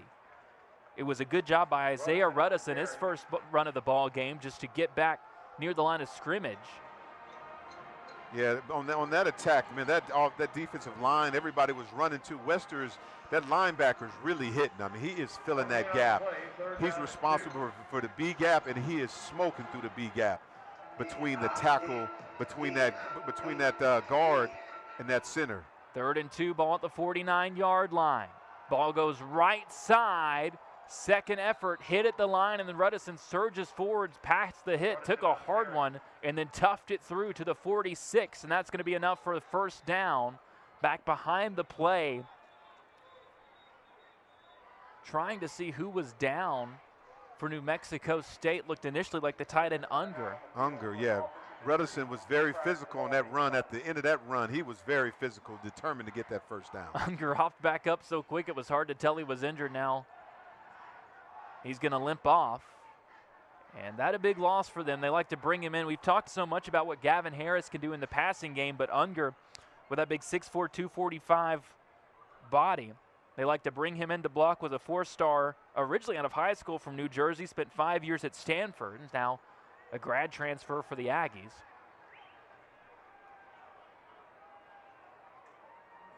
He'll come out with Harris back in the game, 1st and 10 at the 46-yard line. New Mexico State back into WKU territory. 4th time they've been there this game. Just 6 points to show for it so far. WKU jumped. No, So we'll see if it was drawn or not. It would be the 5th false start against the Aggies, averaging nearly 7 penalties per game. It's going to be interesting because it seems like that WKU False is start. moving, but they're moving Offense, laterally. number 61, So 5-yard that's penalty, really getting them first that down. late stem. I mean, they have not adjusted to that. Great job by the defensive coordinators of just trying total different things. Devon Brown and Davis Merritt on that to make sure that giving different looks and confusing this offensive lineman because they see right now they're making their checks immediately and they do not adjust after you make one move, and they're doing a good job of switching last minute, stemming and moving. That's the 5th false start. Now 6 penalties total for 40 yards. Fife looking left, goes back across the middle. It's caught. Dropping forward is Gavin Harris to the 45-yard line. Gets back everything and an extra yard from the penalty. Punch pass complete, number 2. Yeah, Harris is very physical. I'm surprised. That was a great open field tackle there to even stop him by I think they should look to get Harris more involved there in the middle of the field. Obviously, Fappel, the one that you want to break it open with, as talented as he is, WKU has given him all the attention. Just 2 catches for 21 yards so far. Came in second in the conference in catches with 36. Yeah, he's now in motion. They just because they're leaving a. And there's Fappel. They work it to him with that motion, Terry. They had 2 other receivers over there. They bring them across the middle. Fappel slips out, and whether it be getting it to Harris more, whether it be Fappel, those 2 are your stars, and you're going to have to come up with some creative ways to get them the ball. Yeah, that's what you have to do. If you send him in motion, if somebody runs with him, you know it's man-to-man coverage. So that was a really good job of getting him in space and moving. Run up the middle. Callaway gets up to the 32-yard line. Gain of 4. That's what he does. Has been a really good spark plug for them. The grad transfer originally from Philadelphia, Mississippi. He enrolled at Alabama as a 4-star safety, but ended up starting his career as a JUCO player. Went to Old Dominion when they were in Conference USA, averaged 7 yards per carry there. Went to Cal and now has landed at New Mexico State as Fappel has it knocked out. Great defensive play on the slant by Nazir Ward to back that ball out, makes it 3rd and 6. Good job by Nazir. Good job by Ward coming underneath and seeing that slant route and knocking the ball down. Because what he did, he anticipated, and he had so much quickness to get underneath and to get his outside hand underneath the ball. Great play. We'll see how aggressive WKU gets defensively here on 3rd and 6. They brought the corner blitz and picked up a sack earlier in the ball game. And Gavin Harris is one-on-one. You can see because he's going in motion. Now you got one-on-one coverage. You're going to try to get to that big tight end. Fife has no time to get to anybody, just has to throw it out at the last second, lands at the feet of Callaway. Again, WKU brings pressure. And I'll tell you what, Terry, the one to get there is the one that hit him with the big hit earlier, Jalen Wester, having another fantastic game for the Hilltoppers. Wester is, I mean, we highlighted him earlier in the game, and he has been a pivotal point for that defense. You know, like how we used to say, he playing like a man with his hair on fire. I don't know how you can play with your hair on fire, but he's playing that way. Ryan Hawk now will stand in for a 50-yard field goal. His season high is 49, has hit one from 51 when he was at Valparaiso. Transferred in here, has made a couple chip shots today, tries to drive this one low from 50, and it's good. Looked like a soccer kick. Had a little hook on it. That was a line drive. You've talked about a pitching wedge before. That was a 3-iron. Kept it low all the way in from 50 yards out of New Mexico State. This time doesn't settle for the field goal. They knock it in from 50, a new season long. A 14-6 lead. Rodney Tisdale Jr. still in there at quarterback for WKU. Maverick McIver available for the Hilltoppers.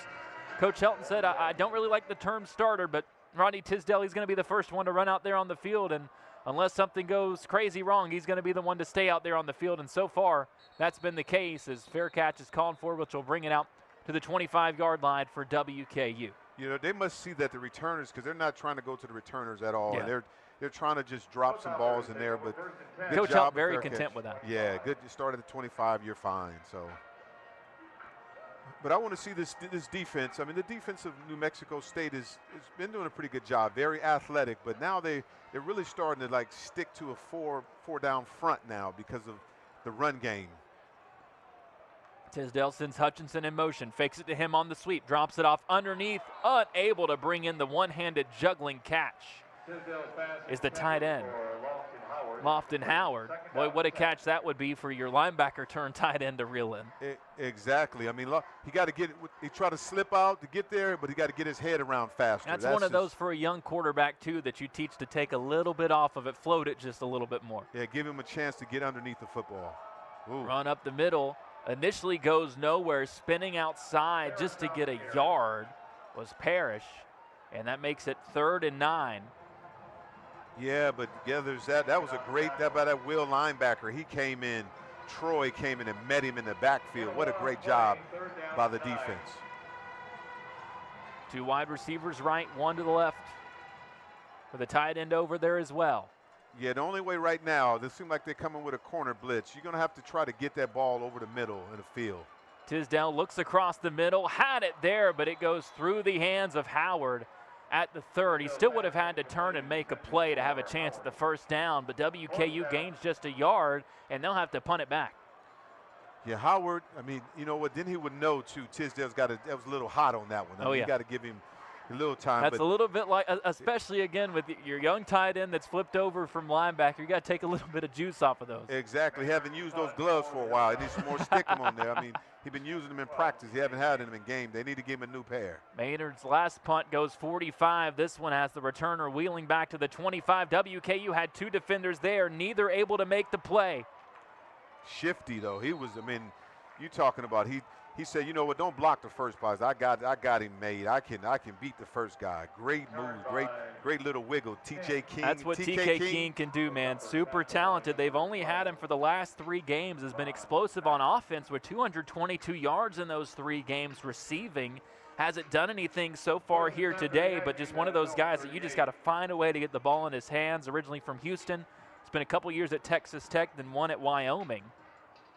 And it's really been a spark plug for this team since they've had him the last 3 games as the Aggies take it over at their own 38. Yeah, they kept him in the football game. They got to have some big plays, though. They're trying to look to make some big plays. 5 hands it off, going right side this time is Dijon Stanley pushing the pile across the 42-yard line for a gain of 4. And New Mexico State, I think, Terry, when you looked at what we talked about at halftime, they really only had 1 rushing yard from their running backs combined. All they had was the big 24-yard run from Logan Fife, and that has been it for them in the running game. If you can get 4 or 5 on first down, you're over the moon. Yeah, that was a great push by Rodriguez on the other side right there. Fife bobbles the snap, eventually gets it to Stanley, who is wrapped up and dropped at the 43-yard line. No gain, and it's 3rd and 5. Yeah, they've been trying the entire game to try to get Stanley the football. I mean, to make some plays. Now you're 3rd and 5. Now you got to put your big guy back in.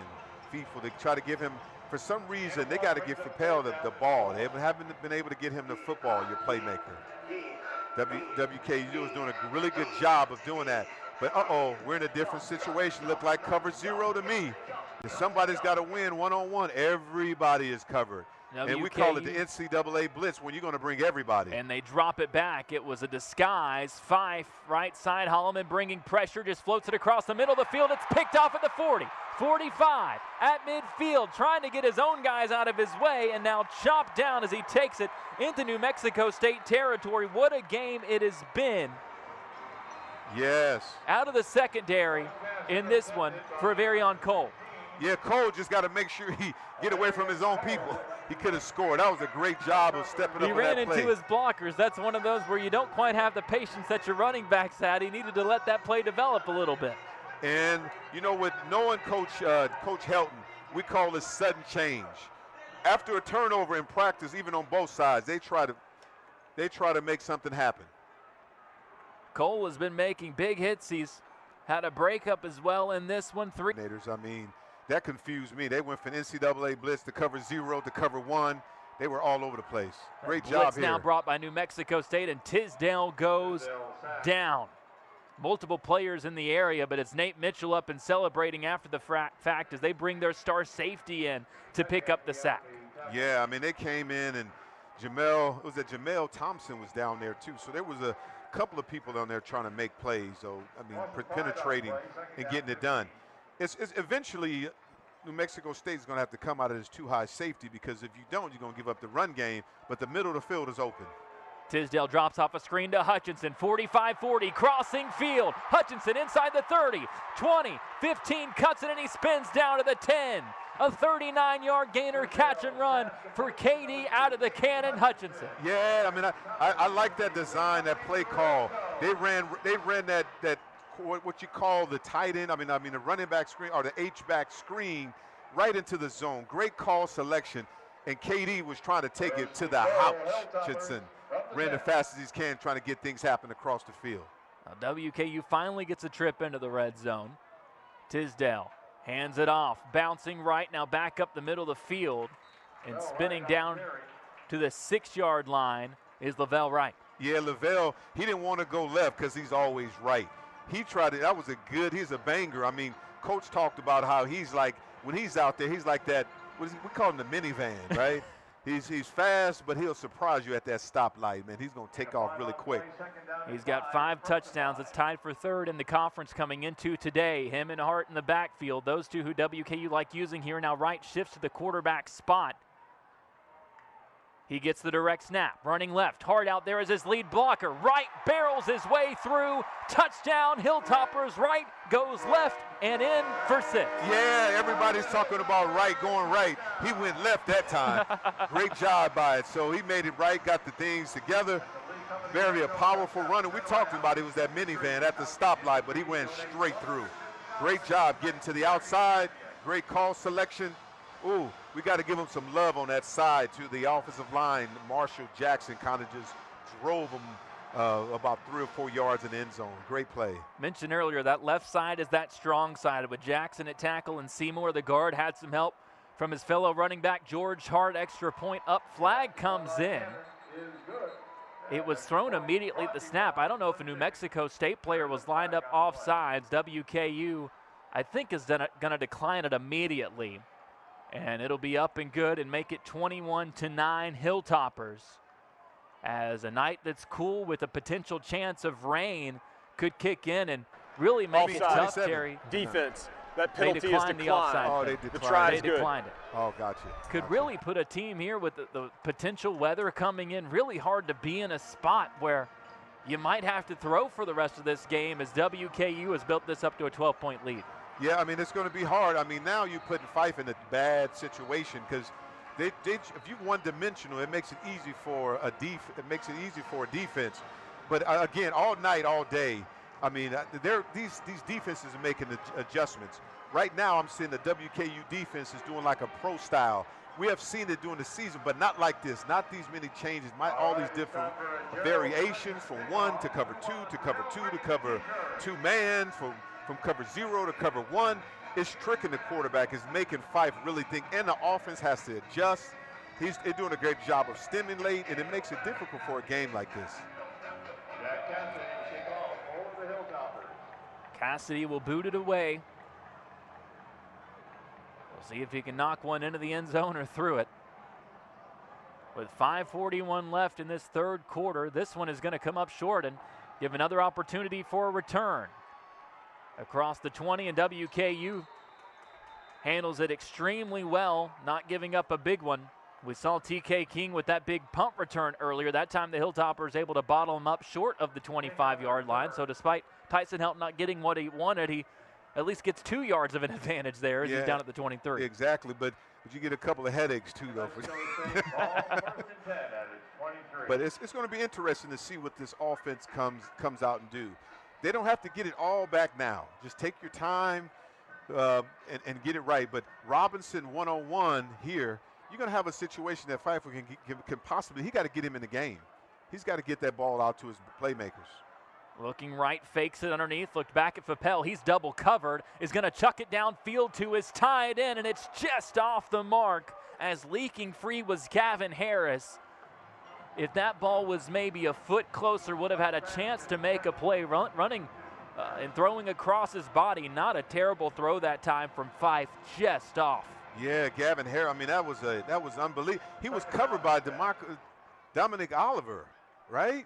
A defensive end was covering him on that. That was unusual. You see how the mix is. So a quarterback's got to be able to see all these disguises, all these different types of techniques, because that's unusual for a DN to run with a a tight end like that. They had Emery on him. He shifts over now to the receiver in motion. He Fife got twist up at the line of scrimmage. chased out of the pocket, and he's just going to throw this one away into the WKU bench.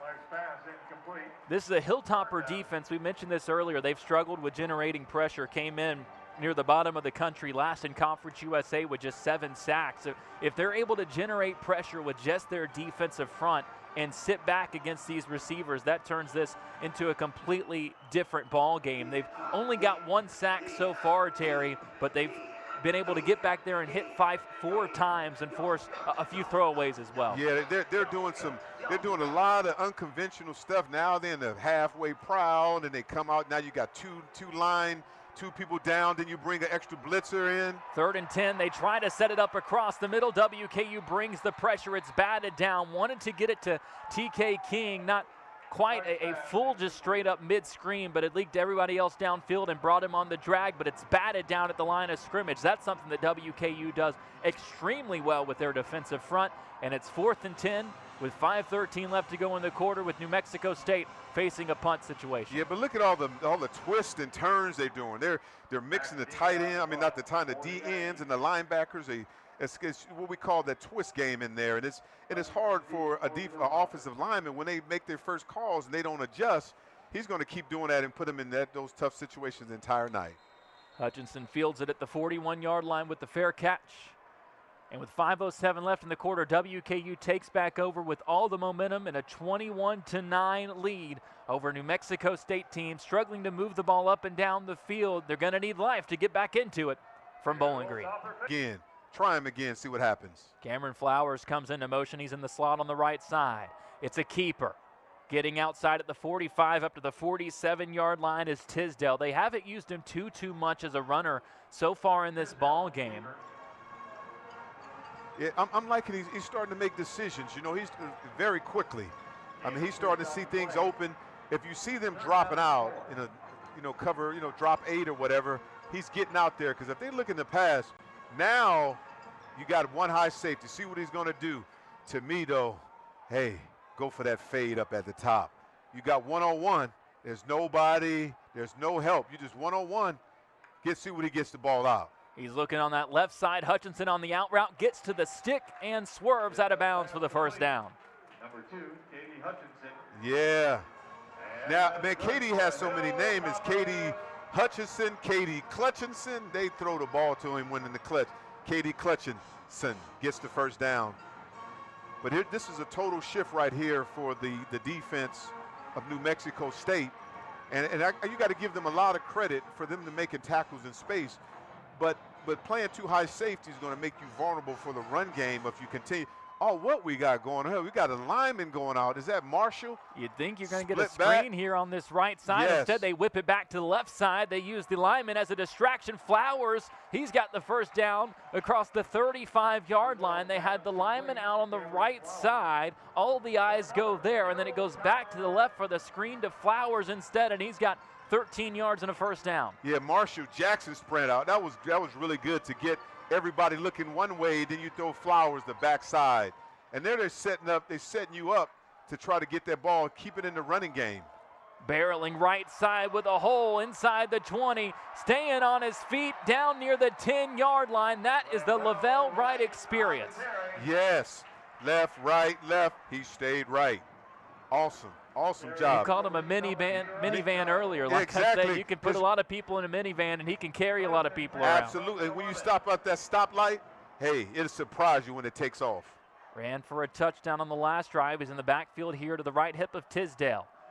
They fake it to him. On the slant, Henry wins again. Touchdown, Hilltoppers. 2nd touchdown of the night for King Henry. Yeah, they've been going back and forth. The Prince got him early, but the King said, I'm going to score a touchdown on you. The King has prevailed on that touchdown. Henry takes his throne, and the Hilltoppers take command. 27-9 with the extra point pending. 2nd touchdown of the night for Matt Henry. He's now got 7 catches for 81 yards. Both of those touchdowns, Terry, have come on the slant. That time, they left him one-on-one with Charles, and he wins the battle. Man, you're talking about sweet feet. I mean, head outside, inside fake, man. What a move there, though, man. He can really do that. We call that the juke and jive, you know what I mean, or the shaking the head. I don't know what the young people call it today, but that looked like maybe the stanky leg. I don't know what they call it. I call it a touchdown. 28-9, WKU leads it over New Mexico State. Henry came into this one near the top of the conference in all of his stats. He's now got 5 touchdowns on the season. He's up over 500 yards, was second in the league in his yardage coming into this ball game, third in yards per catch, and he's had a couple big ones. You've seen at times it can be tough for WKU to get him the ball down around the red zone because he's such a big play receiver, and normally he's more of those fades, throw it up, jump ball type guy, but those slants have been the way to go for him, showing off more of the route running rather than the contested catches. Man, he remind me of, you got to go to, I remember Jerry Rice used to be really good like that in space. Those slant routes, he would just kill you with that high, you don't know what was going. His feet was so quick. He inside, outside, back inside. Henry does really well at getting that slant. We call it the dragon or drag in. But to be that, you got to attack that defender, and he's doing it really well. You got to get in his face, or in other words, we call smell his breath before you make a move.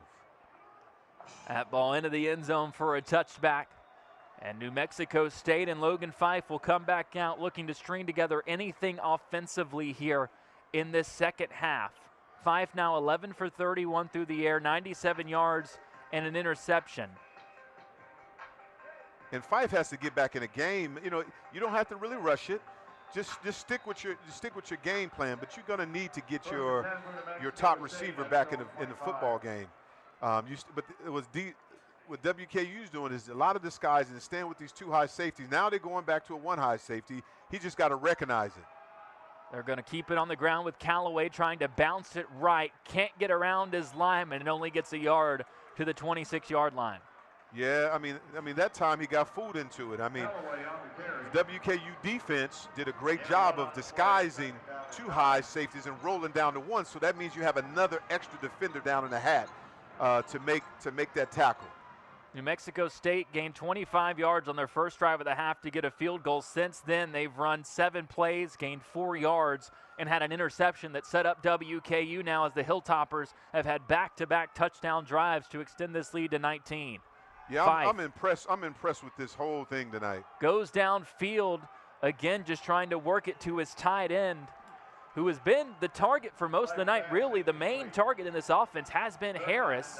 He's unable to get any separation that time against Dave Harrod, and it falls incomplete, still 3rd and 9. Yeah, Harris, I mean, he's a big play guy. I mean, he's more, once he gets downfield, he's so wide, it's hard to even, especially a corner, to get around him. Yeah. I mean, he's a really good target, but I see what they're doing. But we got to get him in number 5. We got to get him in there. 5th, I mean, we got to get him out. I'm expecting him to get the ball one of these days. Papel on the bottom of the screen. Papel. He's got his one-on-one. They give him the jump ball, and it's broken up down the sideline. WKU didn't bring over the safety help. Papel had his chance. Dylan Flowers, though, able to knock it away. And New Mexico State goes 3 and out for a second straight drive. Yeah, they tried Papel, but good job by the corner on that. I mean, and he stayed with him. And what's great about that, when you flip your hips to go for the ball, there's no pass interference.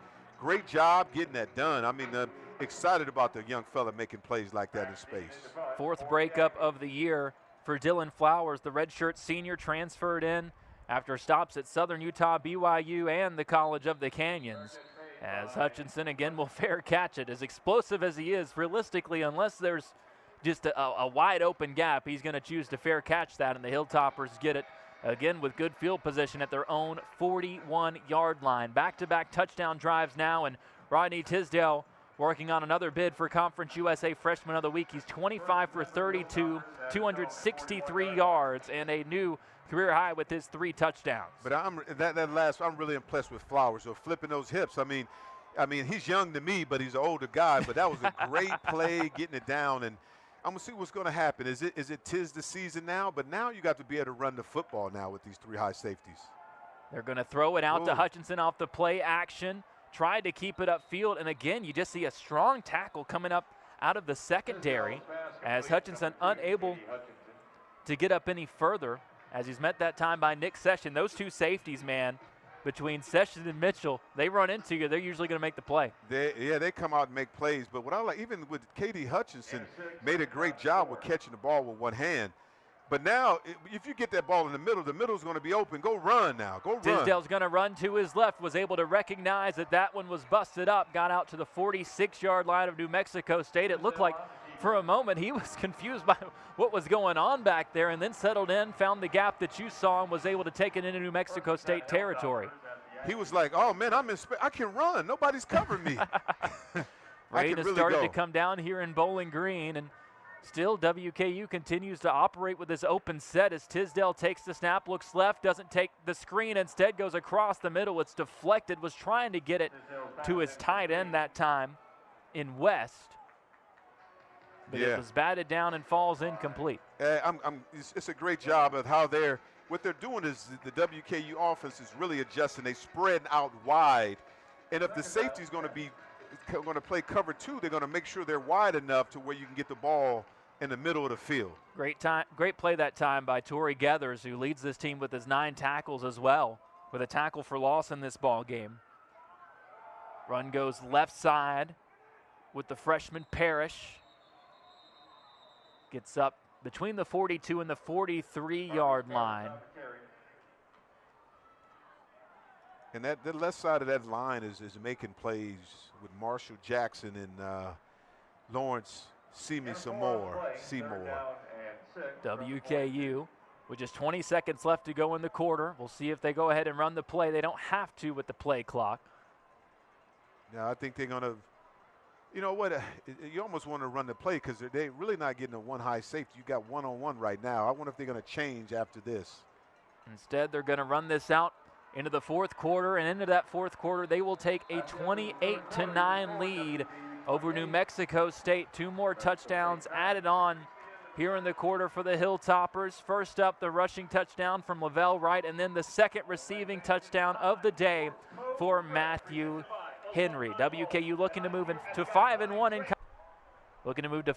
in conference play as we get this quarter underway with a 3rd and 6 in New Mexico State territory. Tisdale across the middle, throws it across his body, and wide open there was Quincy Burrows. Yeah, like we talked about with their shirts off, that half rollout. We used to call that the naked bootleg because there was no protection out there. He was sprint out right, wide open because they don't know if he's going to run or not. Great hands getting upfield. They put other receivers in there to make sure they can make some plays out there. Great job. So much of the attention went into the flat that Burrows had nobody near him. It's going to be a design keeper. Tisdale bounces it left, gets inside the 20. We'll see where they give him forward progress to.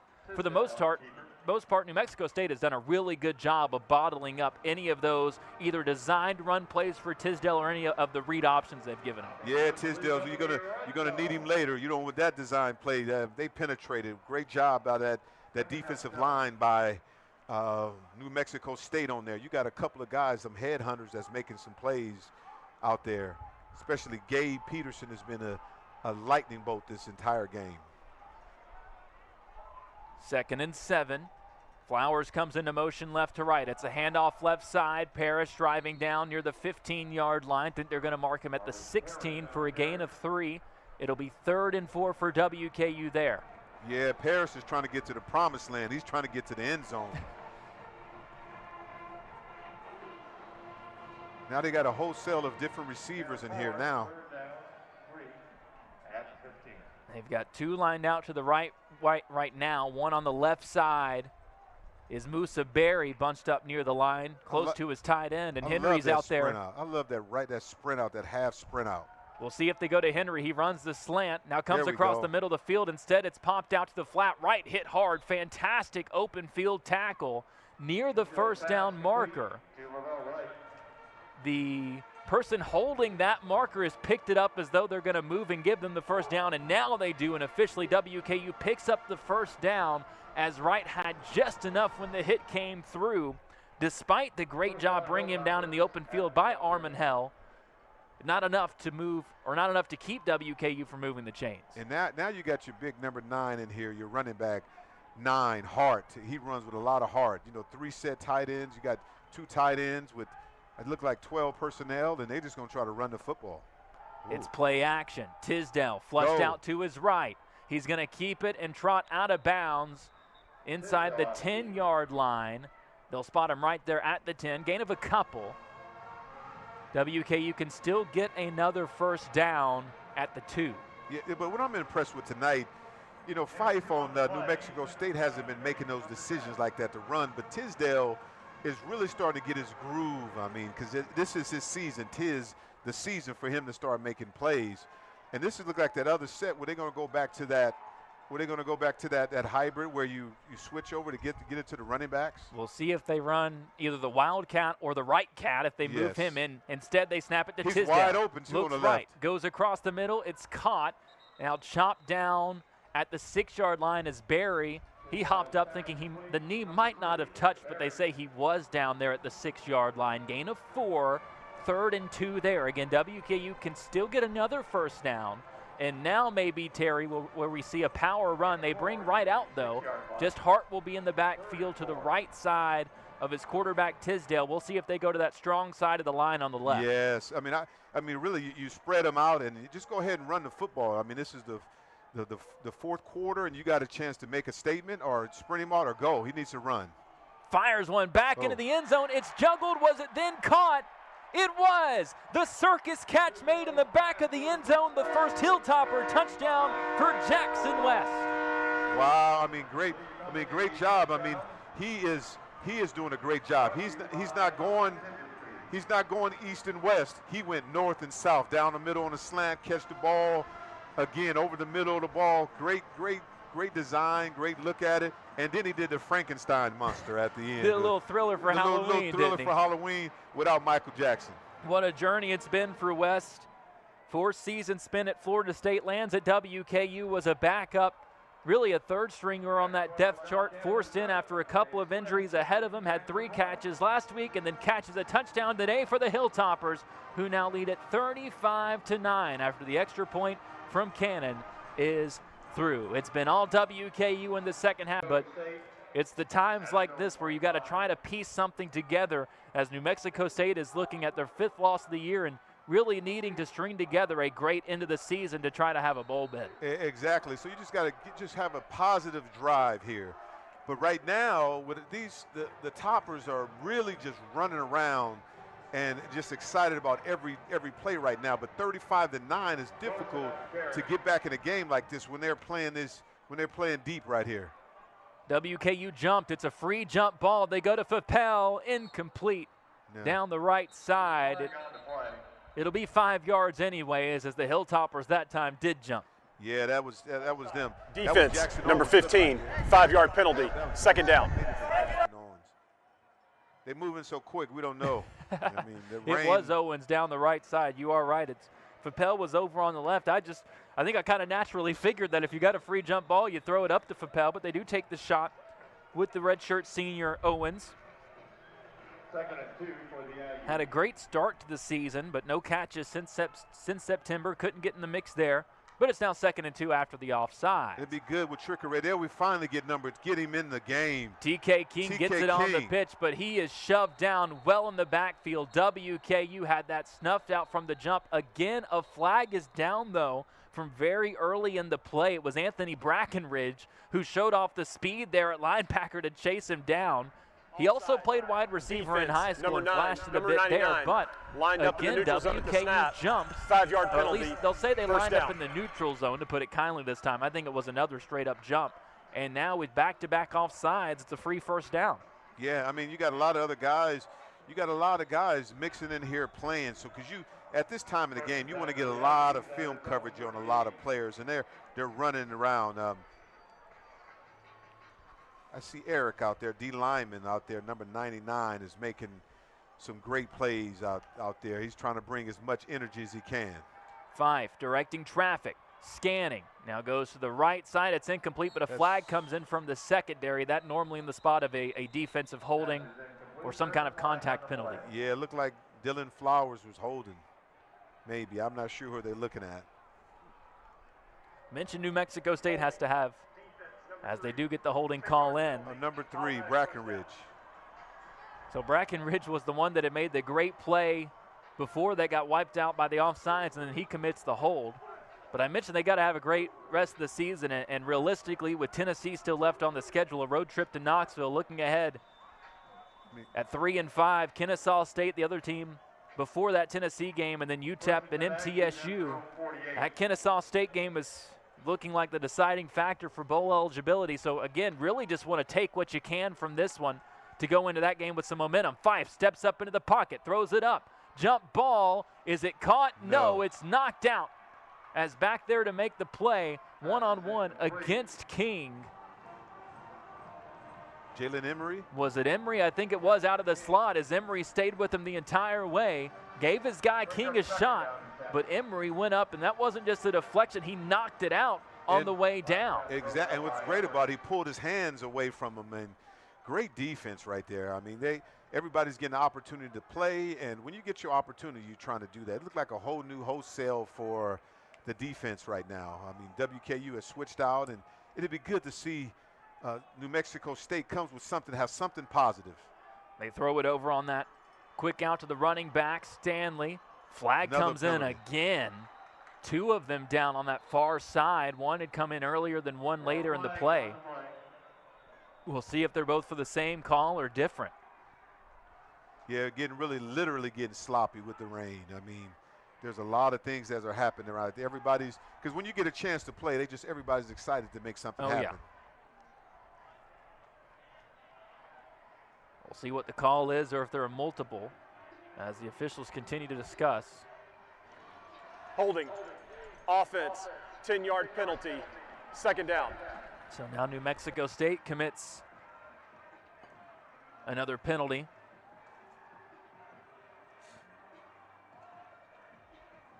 Their seventh of the ball game. 5 of those false starts. WKU up to 5 penalties for 45 yards. They've been one of the worst teams in the country in that department. 70 penalty yards per game. Had been better for most of this one until this drive.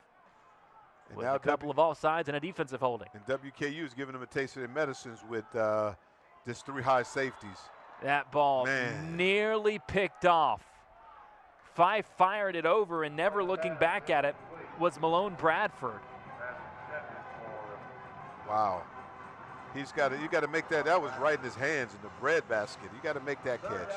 I know it's a little rainy, but you could have had could have been a second interception tonight. It would have been the second interception for Avarion Cole if he could have held on. I think he was a bit surprised the ball was there because, again, the receiver, Brody Malone Bradford, never looked back at it. Yeah, that would have been good. He would have actually put coals on their head. It would have been real hot to make that play. 3rd and long. They're just going to hand it off. Left side bursting through and getting across the 45-yard line that time is Ruddison.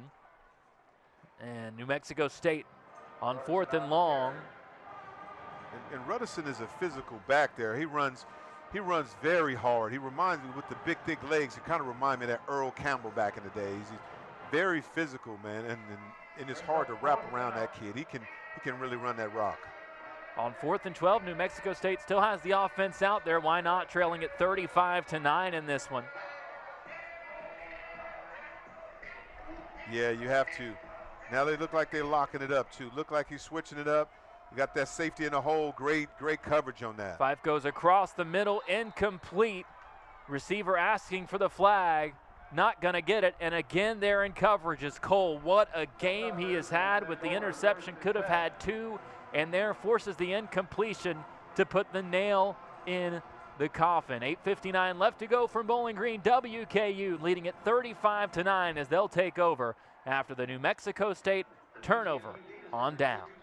Gets in for the Hilltoppers. Yeah, and it looked like a host of the linemen and different people are playing right now. And everybody gets a few opportunities right now to play. Looked like Marvin Sims is in there too. First snap for Parks is going to be a keeper on the right side. And he's stacked up with the line of scrimmage and dropped for no gain. Yeah, he got hit pretty hard. I mean, he's hard-hitting defense, though. That defensive lineman he's been everywhere. It was that Jamal Thompson on that play. That was who we highlighted coming in. Knew that he was going to have to have a big game. And, again, this is a defense not just without Ezra Christensen, but also without their best linebacker, Tyler Martinez, who they have been without since the first 4 games of the season. Parks rolls to his left. Like this half sprint out. Pauses on the left Don't hash. panic, get the ball out. Now just dumps out of bounds, and it'll be 3rd and 10. Yeah, you can tell, he's getting in there and trying to figure some things out on the run. If he just would have kept in that progression, he would have been okay.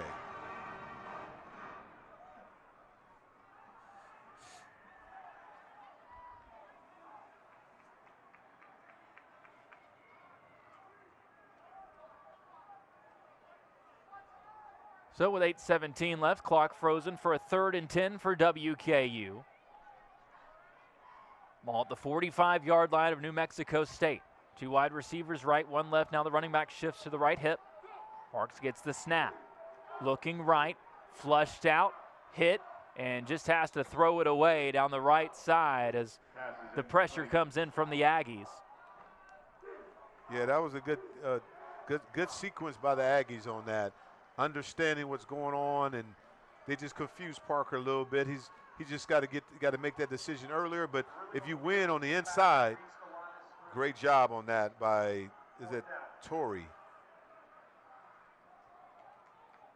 A result in a punt for WKU. Hasn't been a busy night in that regard for Cole Maynard. We'll see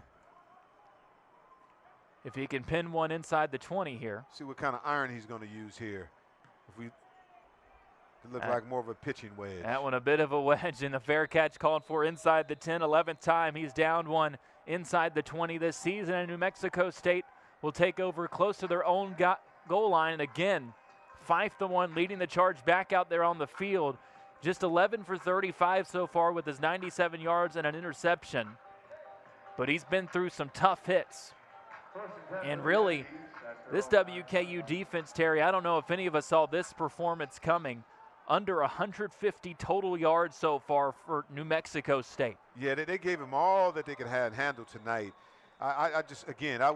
The way those coaches, these defensive coaches called this football game, it made a huge difference tonight. 5 keeps it himself. He's up near the 20-yard line. He's had a couple of effective carries, had their biggest play of the game, a 24-yard carry that set up an eventual field goal in the first half. He's able to move the chains there with another big run. Has really been their only spark of life in the run game. Callaway 5 carries for 6 yards. Stanley 5 for 4 yards. Yeah, but the only it's a little too late. You know what I mean? The thing is you can run the ball, but you got to get it in your playmakers' hands. You got to try to get the ball out if you can. He's got Harris running down the seam, floats it to him, comes back to get it, and he does. WKU signaling incomplete, and they say it did hit the turf. That was the one to Harris, but couldn't hold on through the 2 defenders. Yeah, Harris got to make that play. I mean, that was an opportunity.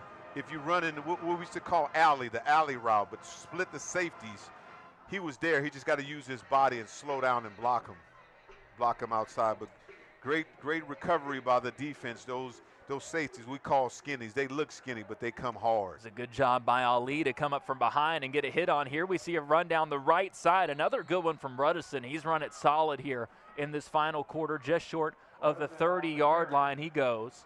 Ruddison made a really good effort, though. But, again, Rodriguez, that tackle is really making some plays outside. I mean, that guard. I'm saying the right guard, he did a good job. And Neves, the other guy, number 76, I'm sorry, right tackle. Neves won a JUCO championship last year with Hutchinson Community College. Redshirt junior, 6'7", 315 over there at right tackle.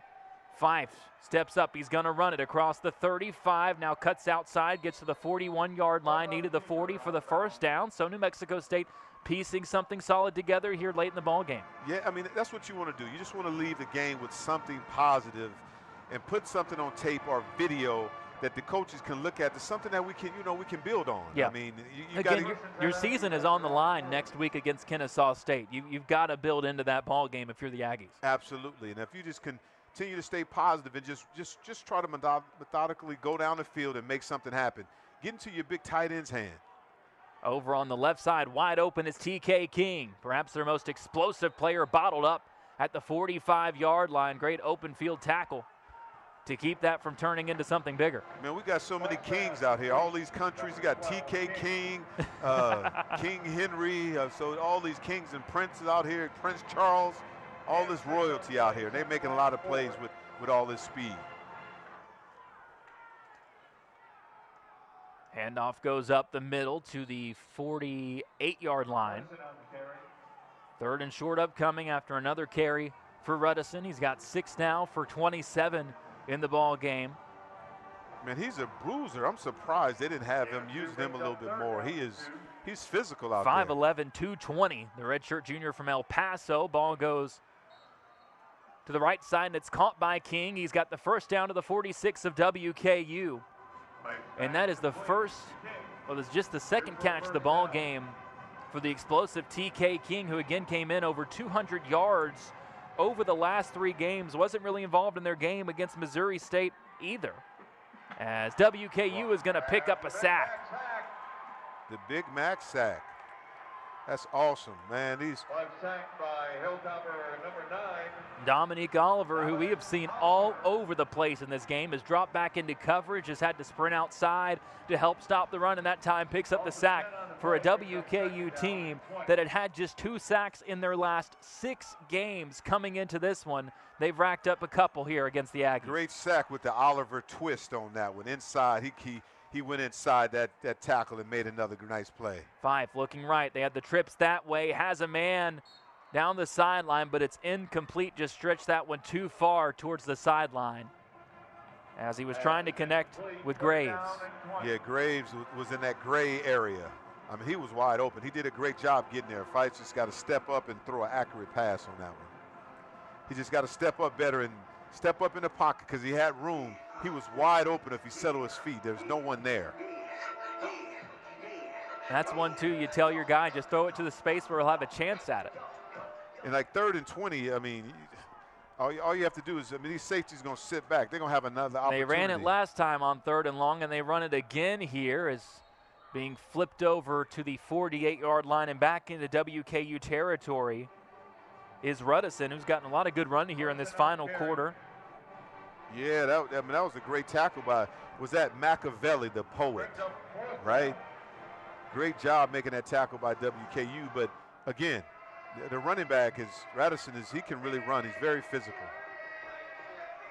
Malatumau, Machiavelli, Malatumau, the transfer from Nevada, has been so key up front. Nevada's coach told us he thinks he's WKU's best defensive player. Here we as go. Fife has a ton of players around him. He's wrapped up and dropped the second sack of the drive for the Hilltoppers. All of the ends come together to take credit for that one. And another turnover on down sends it back to WKU with 3:46 left in the ball game and a 35-9 Hilltopper lead. There is a player down after the play. It's Karan Hayward, the redshirt in Kennesaw State, then on the road against a top 20 Tennessee team. Those last two, obviously, you look at as potentially winnable for New Mexico State, Terry. So as we talked about, all the chips for a possible bowl game fall on that game coming up next week. Yeah, I mean, they have a chance to beat Kennesaw State, but Kennesaw State's been playing pretty well, so they can test their wits right now. Park still in at quarterback for WKU. They keep it on the ground to get this drive started after the turnover on downs leaves them in New Mexico State territory. Carry taken by Jalen Hampton, the redshirt senior, originally from Frederick, Maryland. And this is the opportunity. I mean, a lot of people say, you know, garbage time or later in the game, but this is an opportunity where you get guys live reps and see what they can do in space and see if you can be used down the road, because you don't know what can happen. One injury or one thing happen, you got to rely on those players to play. Go to Hampton right side again. He's up at the 40, still pushing forward through the pile up near the 36-yard line. That'll make it 3rd and short. He's trying to put people to sleep. We got to give him a name. Is the Hampton is in? You got a nickname for everybody, don't you? Yeah, we try. You know. Just wait until everybody gets to see the birth of the X's and Obies with Terry Obie. 3rd and 3 here. We're working on those. This is a spot, though, as you mentioned, if you're WKU, we're talking about a team who is winning this game thanks to a backup quarterback that has stepped in and been excellent in Rodney Tisdale, that had an opportunity like this against Northern Alabama earlier this season. As Parks keeps it up the middle, and he's going to pick up the first down and move the chain. Yeah, I like the physical play by that physical run by Parks. I mean, he was a big park on that one. He was in the small time little park, you know, with the swings and everything. That'll bring us to the 2-minute break. 35-9 is the WKU lead with those 2 minutes remaining in this one. The Hilltoppers and these second stringers going to try to string together one final good drive.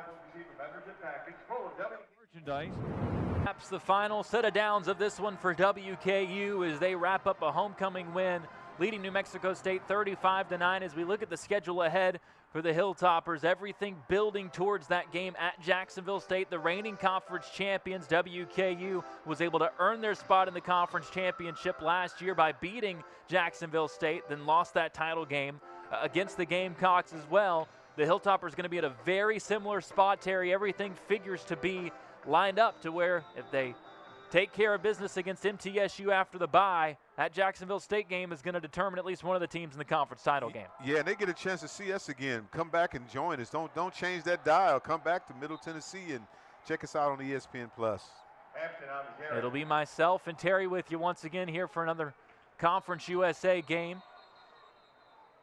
with huge stakes and what has quickly blossomed into a rivalry in the conference as New Mexico State takes a timeout with 1:43 left ahead of a 2nd and 4 for WKU down at the New Mexico State 25-yard line. The Hilltoppers in this ball game now have racked up over 400 yards of offense, 432 yards, 131 of those on the ground after they had negative rushing yards in the first quarter of this game. That's been the aspect of the offense, Terry, that the coaching staff has talked about all along. It's not about putting up huge numbers. It's just about finding some consistency, gaining 4 to 5 yards a play. That wasn't happening to start the game, but it's once that began in the second quarter that a switch was just flipped for the Hilltopper offense. Exactly. If I was a fly on the wall, I guarantee you Coach Helton was letting them have it and letting them know that you got to come out a different team in the second half, and they totally did. And you're right, they're rushing the ball 4.2 yards a carry. That's really big numbers coming in if you can run the football and throw it.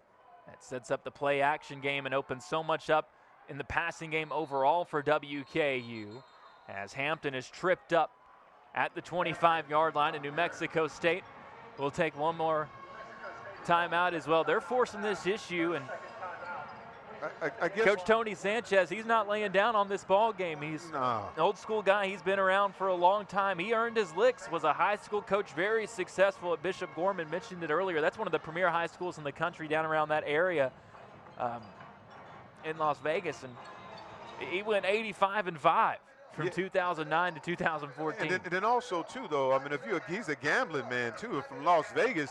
He don't want to keep all the chips with him. You got to lay all the chips. You can't lead a game with timeouts in your pocket, so might as well use them. 1:40 left to go. One timeout remaining for the Aggies, trying to get a stop and get some more reps for their offense. I put up a field goal on their first drive of the second half to make it at that point 14-9, and WKU has outscored them 21-0 since. But I wouldn't be surprised if WKU doesn't get it. They don't go for it on 4th down still. Hampton pushing forward. He's dropped and the football comes out. New Mexico State is bringing it back the other way. The timeouts are going to pay off for the Aggies as they get a scoop and score. The Hilltoppers driving to score their own points. New Mexico State forces the fumble, and they pick up the touchdown, bringing it the other way. How about a way to pay it off for the Aggies? You're right about that, Tyler. You're right. I mean, Coach, he never quit. I mean, he just constantly said, you know what, we're gonna stay in this ball game, and that looks like a fumble. I don't know if his knee was down earlier, but any spark like that can be something positive that to rally this team, not for this game, but for down the road. I mean, you got Kennesaw State next week. They can just have some fight left in them. And what a moment there for Stilton McKelvey, the backup cornerback, redshirt junior from Houston, who gets the scoop and score again. WKU was down there knocking on the door of being in scoring range. Whether or not they take the field goal or go for it, we don't find out. Instead, New Mexico State gets the defensive touchdown, their second forced turnover of the game. They're top 10 in the country in that department coming into this week. And as the extra point is up and good, it's now 35-16. WKU with 1:25 left. I mean, all of that, you can argue one way or another about the timeouts. pays off in a massive way. It's not about the score here. It's everything you just said, Terry. We keep talking about the importance of that Kennesaw State game. You needed some ounce of momentum to take away from tonight to take into that one, and there you got it. Yeah, and you know, momentum, right? It's about momentum and everything, but it starts with confidence, just believing in yourself, knowing that you can do it.